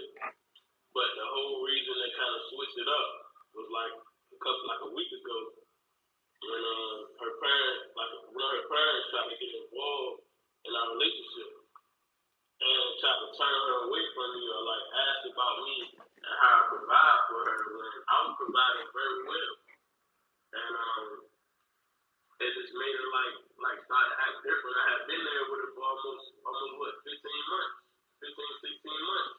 And they had never like came to check on her. Only seen them come to check on her like twice out of like almost what, a year and a half. And I had been there for her emotionally, physically, and spiritually, but it was like when she tried to move on to the next chapter of her life, when her mom asked like how would he provide, now that you about to get a good job, how would he provide? I was getting ready to run some business. I didn't just up and just wake up and do this. I didn't up and just wake up and do this. Can y'all hear this? We had no problems at all. This was a build-up of just us taking a whole week. We had been in the house together for almost a year trying to get our business plans together. We had figured out a workout plan, a dieting plan, a financing plan. We had everything laid out. I even helped her get her business plans and sat there with her while she was trying to get her business put together when she had to actually run a church, go to college, take care of herself when she was sick, and also make sure that her parents was good. So at that time, I was helping her all the way. I'm gonna pause this. Can put a one in the chat if y'all can hear him talking, so I know if I need to take my earpiece out. Can y'all hear it?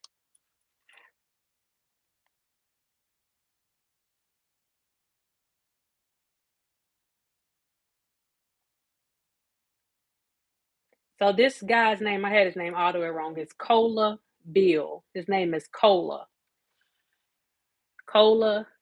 Beale.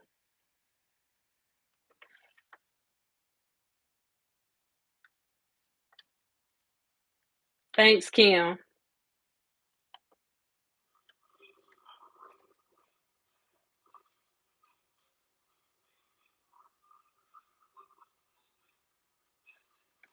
I had the breaking point when her mom kept calling and she was crying like, so what is he gonna do? Like, I'm sorry, like you messing with her head now. I'm in here trying to build a foundation with her, and y'all over this side. So when she was getting ready to start a new job, it was like her attitude started to switch because she listening to them, but they don't know she was crying and on the floor and everything before she even talked to them. So now I'm trying to build a foundation over here with her. Y'all trying to come over here and build, but y'all never coming over. Y'all never actually putting in, and she's never telling y'all what I'm actually doing for her, so it makes it seem like I'm not providing at all.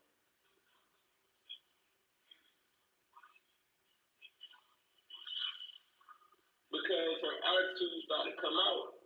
Because so much was going on, her attitude started to lash out. But then also had things I was dealing with at the time too. It's not just one thing you're dealing with when you just not. It's not that. It's other things in life I was dealing with. I was wearing a sex charge that I had no involvement with, but my family told me to wear it just because I pleaded guilty to come home. But they didn't want me to clear my name or the face the person so I could clear my name. They wanted me to wear it. So I was also dealing with that, and I had just found out that I was clear. I just took a polygraph and I was clear. So I was on probation for about 4 years. And out of the 4 years I was on probation never came in the house. But for some reason, they reset my probation after I took the polygraph, after knowing that I didn't do the sex crime. They reset it like I just came home after 4 years. So now they put me back on the high. I was on the low. I was getting ready to get off the probation. I was good. But that Friday she called and was like, hey, I need to come to the house and I need to see where you at. I need to see what the room look like. I said, look, you ain't been in my house in 4 years. Nobody's been in my house out of like 6 probation officers in like 4 years. Why are you putting pressure on me now? And it's like 1 o'clock. You didn't tell me you was coming or anything.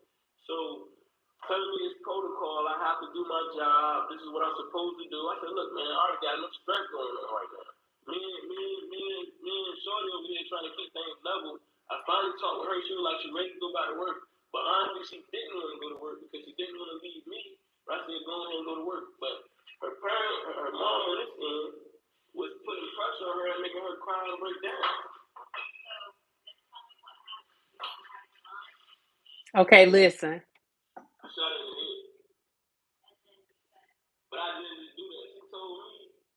She told me I put the dog inside of the room. I put the dog inside the room. And I had a snap already. I was saying red. So when I put the dog in the room, I was about to set the dog on fire. And she told me, she said, no, don't do nothing to the dog. You can take me and do whatever you want to do to me instead and let him live. So I did that. I did exactly that because she started making a lot of noise. I did exactly that. Now I'm going to pause this right there. Did y'all hear what he said? He said that he went and got the dog. And this is why whenever we're doing our evaluations and stuff, like whether or not a person as a kid like used to set animals on fire and stuff like that, this is why we look at that kind of stuff.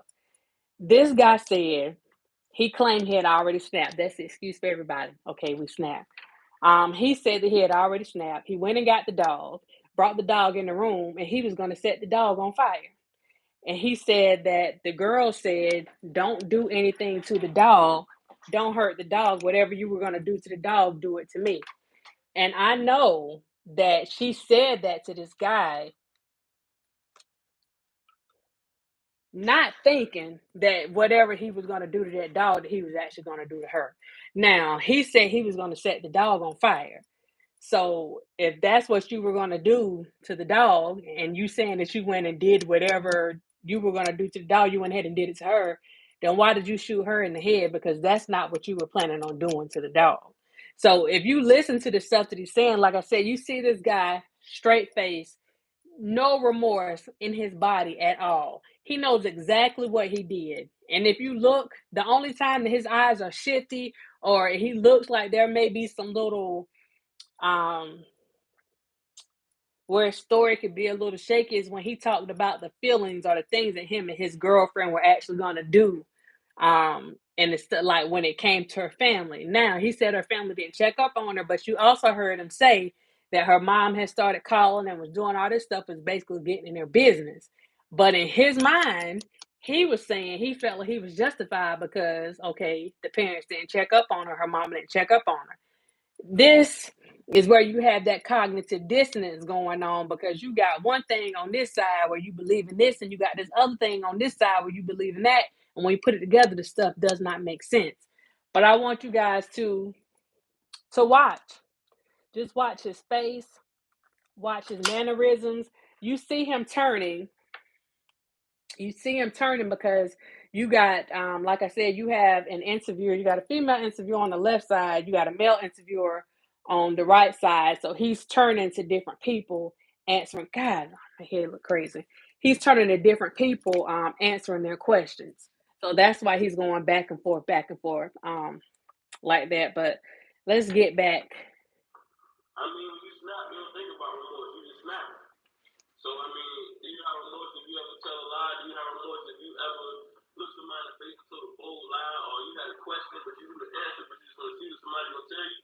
Do you have remorse when you feel when you look in the mirror and you know this is not the right way to go out, but you still go out like that? Like how many times in your life do you feel like you have remorse?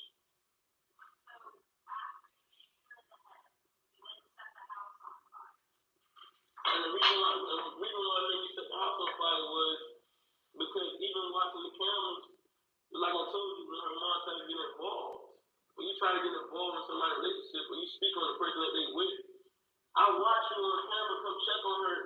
You didn't even come and knock on the door. You just called her phone, but you didn't come in. She was dead since Tuesday. You came to the house on Wednesday. I was texting you on her phone. You knew something all right, but you still had a key and you still didn't come in and check on her. Exactly. But it came on Wednesday, and she came on Wednesday, never came inside the house. She just parked in front of the house.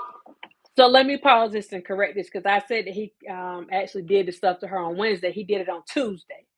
And his justification, he set the house on fire because the mom came. He did the stuff on Tuesday. The mom came on Wednesday, sat outside the house, called the girl's phone trying to see if something was wrong.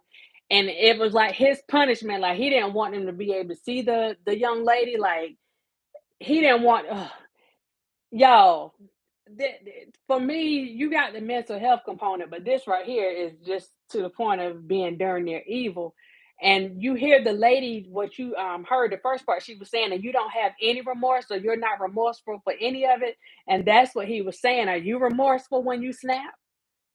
So he does not have any remorse of any type for anything that is happening here. And I wish I would have did this on my StreamYard so you guys could actually get the full picture of this and really see it. But let's just So that's what made me fire man. Like, yo, y'all, like, this is what escalates when you jump in front of somebody's mansion and you act like you're gonna get in, but you came all the way to the house from Suffolk, Chesapeake, borderline. You drove all the way from there, you just parked in front of the house and you just drove off. If you had opened up the door, you would realize that the house wouldn't be on fire. so his concern, all of this is their fault. First, because they were getting in the daughter's business or the girlfriend's business, and then it was their fault because they weren't in her business enough.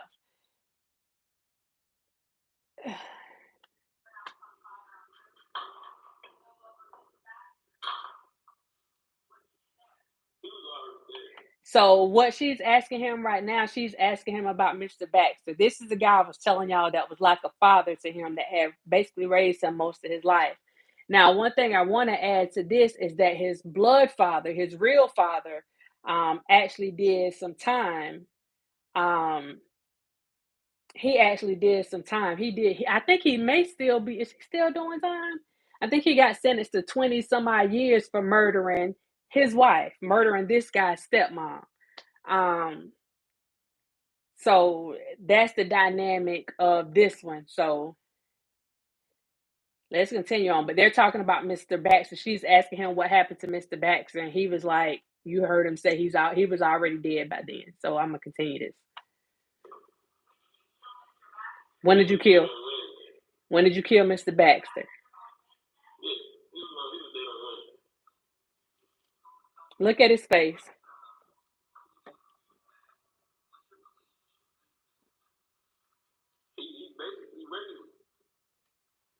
He basically like raised me. Like I was raised with for like 15 years, but at the same time, when I needed him the most, he went there.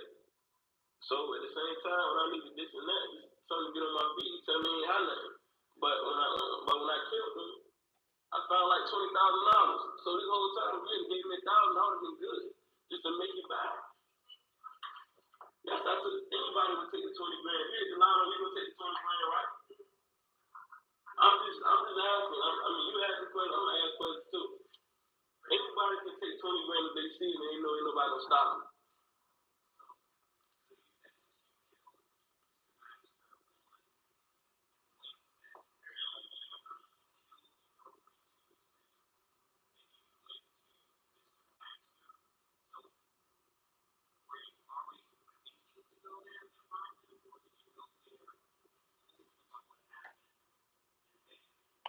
What they're asking him right now is what was the reason that he killed Mr. Baxter? Was he out? Did he go there with the intention of killing him from the beginning? Did he already have that plan, or is that something that happened once he got there?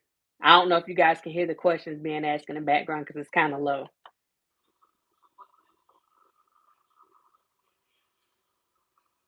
Say that again. What led to him killing Mr. Baxter?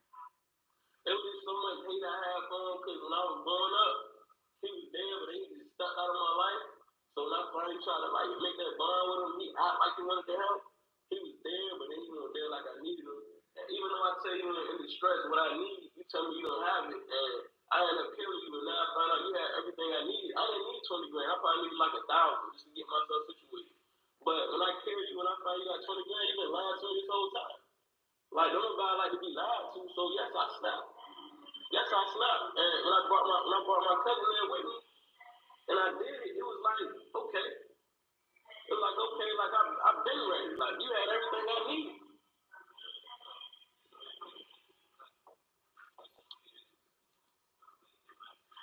Yeah, yeah, yeah.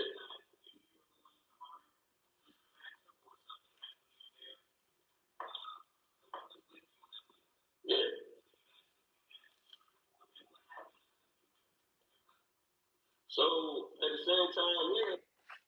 So what the guy's asking him right now, the cousin that he said that was with him was the cousin I was telling you guys about earlier. So the cousin went with him to Mr. Baxter's house, the guy that was like his dad. And he's going into this. Now you're about to find out what happened with the cousin. I seen both bodies. My cousin had seen both bodies, but he laughed at him. He made it seem like it was a joke. To me, it was something like, okay, I didn't want to do it, but I did it because I was snapping. So, in the midst of everything, I was going to take care of some things with him for some people that wanted to kill him. So, I already snapped. So, I'm like, I'm ready to put in some work. I'm ready to take care of some people that trying to take care of you before I get killed. So, in the midst of doing that, he's snapping on everybody that's around us. I'm in here trying to help save you because I already snapped. My life gone. You laughing and joking and talking stuff and like yelling and everything and you out of control, drinking, whatever. So I tell you to calm down because I already killed 2 people. So I'm already seeing red. You still talking to me, harassing me, whatever it is. I said, let me find people who wanted to kill you. For some reason, you can't find them, but they can find you. So if they find you and I'm with you, they're going to kill me too, right? So I said, eventually, you're going to have to shut up talking like that. You're talking crazy. So if nothing went down, he started making a scene. I told him to calm down and still started talking reckless with the mouth. I told him to calm down. And he tried to put his hands on he just tried to charge and put his hands on his girlfriend. So at the same time, I was like, look, I had to break that up. I'm like, I'm going to be able to kill somebody for you and want to kill you. But you, you trying to fight your girlfriend, you worry about stuff that don't even matter to me. I can kill 2 people. It was simple on Thursday. At where you standing. I got fed up with him because he kept talking like you not out this, you not gonna do nothing. Like, bro, I just killed 2 people. You don't think I'm ready to shoot again? So he just kept going on and started getting loud and racing. So I went right in the kitchen and shot him right in the head. He didn't drop. He kept moving in circles. Then I shot him in the back to make sure he hit the ground.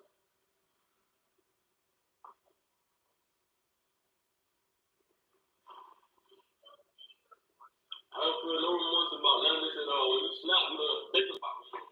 It's not something that comes to your mind when you snap. It's like if you pick something, if your man cheat on you and you lose something and he didn't say nothing, when you find out what you're gonna do, you're gonna talk nice, you're gonna think about it, no, you're gonna snap. Oh, Lord. So this is what I was telling you guys about, and hopefully you could hear it. If you guys want to go and get some more information on that, again, his name is Beale, COLABEALE,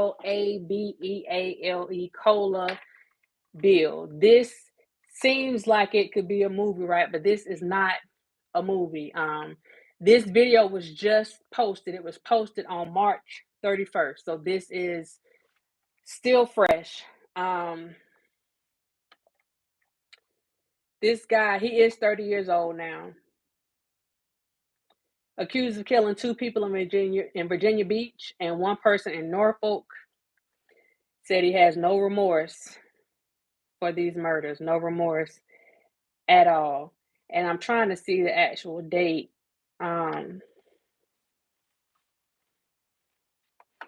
this is one of the things, because this is something that I actually get to see. This is something I actually have to deal with, conversations that I have with people, conversations that I've had with people. Let me say that. And this is the reality for a lot of people. They have no remorse. So I'm trying to see the actual. I'm going to read you guys the article that went along with this that they had put in the information section of this video. It says officers arrested Beale on Wednesday night in Hampton. Like I told y'all, he took that money from Mr. Baxter, the guy that was like his dad, that he killed, and he went and did his thing. Went to the Hamptons, balling out. In the interview, Beale admitted to shooting and killing his girlfriend, Xavier Hill, On Tuesday, March 22nd.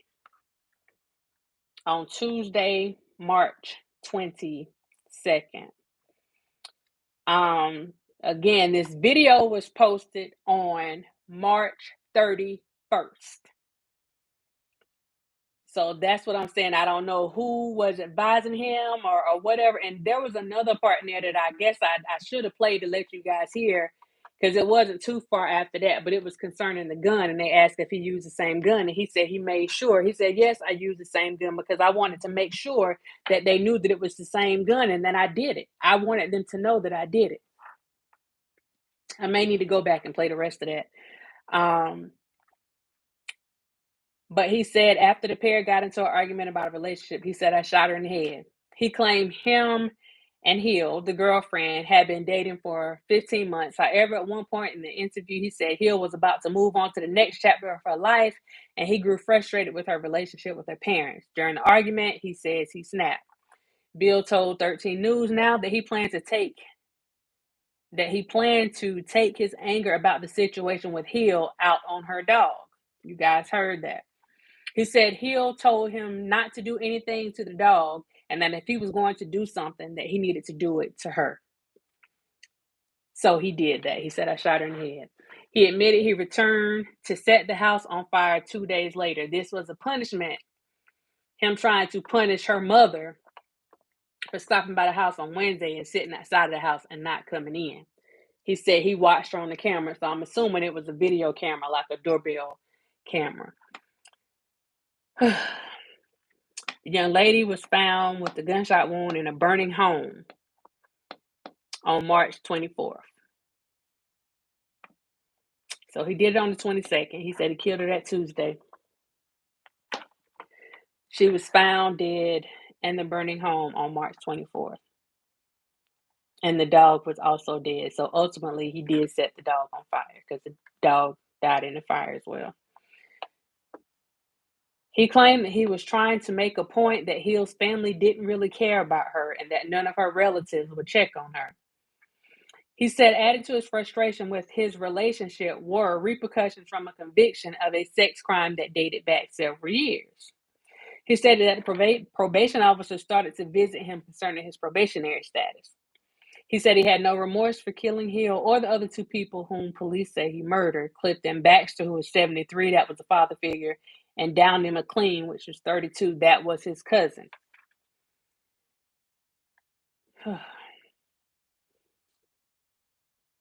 Beale said that Mr. Baxter basically raised me. I was with him for like 15 years. At the same time, when I needed this and that and something to get on my feet, he tell me he didn't have nothing. Police found Baxter dead at his home on March 25th. So this was the day after they found the young lady in the burning house.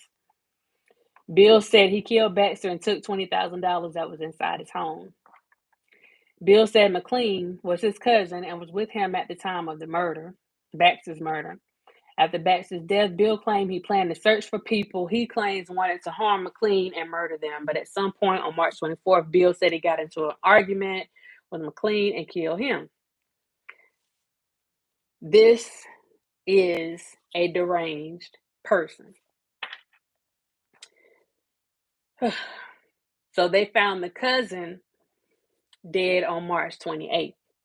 So you have him killing the young lady on the 22nd, them finding the young lady on the 24th, them finding the guy that was like a dad. He had killed him that Thursday. So he killed both of them on that Thursday. On the 24th, he killed them the same day, and they found him on the 28th. McLean, this is one of the things I was telling y'all when I was at the restaurant, that McLean, his girlfriend, the one that Beale was saying that the cousin like pushed a girl or something, he didn't like that. He ended up taking her hostage, so he took her with him. So she was there when he killed the cousin. I wonder if she was there when he killed the other man as well. Beale said he took her hostage and she was with him when the police found him late Wednesday night. I'm questioning that one. I don't know about that one. That seems a little interesting to me, because if you listen to this interview a little bit further, he said that he took the girl shopping, he balled out, did a lot of stuff for her, um, took her to get a lot of stuff and told her, if you say anything, I'm going to kill you. Took her out to eat, did this stuff. And now I'm wondering if there was something that, let me not do that because that's speculation. Okay. Bill said he took her hostage and was with her when the police found him late Wednesday night. Bill said he was actively looking for other people to hurt when members of the Hampton Police Division took him into custody at an Airbnb. Had that not happened, Bill said he would have hurt someone else. This is what he said. If they hadn't picked me up last night, I definitely would have got out and let out some more steam, because at the end of the day, listen, nobody hears you when you talking reckless. You got to do something like this. Not everybody in your face trying to ask questions. I think they quoted him wrong because I heard him say that in there. Basically, he was saying when you're in distress and you're asking for help, you're asking for assistance, you're crying out, nobody hears you then. But then when you go out and do something like this, something reckless like this, not everybody want to come up and talk to you. Not everybody want to be in your face. Now they want to hear you. He says, I don't feel remorse about any of this at all. When you snap, you don't think about remorse. When asked in the jailhouse interview if he was prepared to take whatever penalty he was given, he replied yes. One of the things you heard him say in there was that he had snapped, his life was already over. He was done.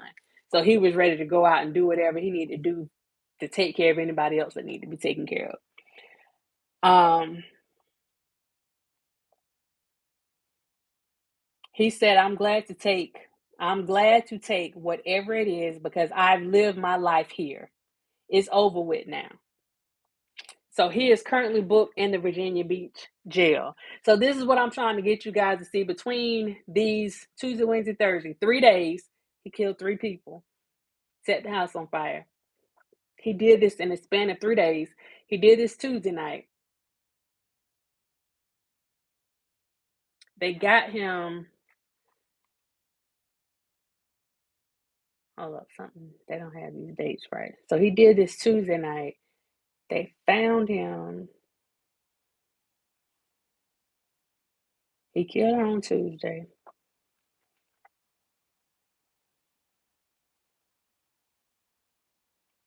I thought he supposedly killed the other ones on Thursday. No, he set the house on fire on Thursday. So killed her on Tuesday, killed them on Wednesday. That doesn't make sense. Bill said he took her hostage and she was with him when police found him late Wednesday night.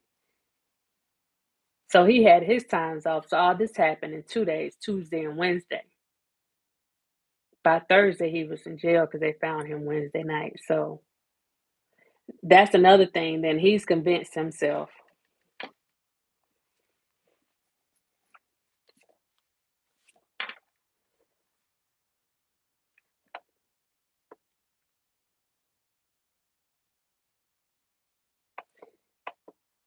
He was asked why did he do the interview. His statement was, most of the time when people see something like this happen, the person that does it doesn't ever get to tell their side of the story. He wanted to tell his side of the story. So I want you guys to go and check out this story, what they didn't do. I didn't see a lot of information, and I'm still gonna look on this about the young lady. Um, usually they'll go and give you some information so that you can go and put some positive stuff out there about the young lady. I haven't seen that. The only thing that I've been getting off this right now is the stuff that's pertaining to him. So I'm going to go and check into that. But again, like I was saying, don't forget about us women because we got a lot of stuff going on too. But guys, do remember that whenever people tell you they're going to do stuff, or again, you see those red flags, I go back to what I was saying before I got home. Do not overlook those red flags because you got some people out here that, yeah, I don't want to be disrespectful and saying anything. So just pay attention. Be mindful of those red flags. I'm gonna get on up off here and yeah, get myself together. Thank you guys for chilling out with me. It has been a long time since I did a long live like this. I think this live was over 2 hours. So I took you guys from the restaurant with me. You got to chill with me at KPop, and I brought you guys home on 75. Y'all got to come on in with me and bring my stuff in with me and just get to chill with me for a minute. I'm trying to make up for some time for me not coming on. Um, if you guys enjoy chilling, and click that like button. Um, if you got anything out of the story about Mr. Cole, um, Beale, I think that's how it's either Beale or Bale. If you got anything out of that, click that like button. And I encourage you to go and research that story as well as the story involving the subway shooter. I encourage you to go and look into those stories a little bit deeper, just as much if you would have looked into the stories with Will Smith and Tasha Kane, anybody else, like go and check those stories out because it's deeper and it really helps you get into the mindset um, of a lot of people. And if you look at some things that you've seen happening in like your everyday life, it may have you second guessing some things. Not that you need to go around questioning people, but it may have you second guessing some things when you heard people say they're going to do this or they're going to do that, putting a bunch of threats and stuff out there. Um, go and listen to other stuff that they said too. Just pay attention. Just pay attention. Anyway, with that being said, I'm gonna go and get myself on up out of here. And I thank you guys for tuning in. Now people starting to come back in the chat. I thank you guys for tuning in. Again, if you haven't hit that like button, hit that like button. People, press the button. Hit that like button. Shout out to the certified dimes that were in here. Shout out to the subscribers. If you haven't subscribed, subscribe today. You know what it is, Cam. You already know what it is. And if you didn't get anything out of this thing tonight, I want you to get this one thing out of this. This is my ending of everything. Mind your business. Mind your business. And while you're sitting out here fighting for folks, don't forget for the ladies, fight for us. Don't forget about us because we matter too. All right. Thank you guys for tuning in, and I will see you next time. Bye. Good night, Lavelle.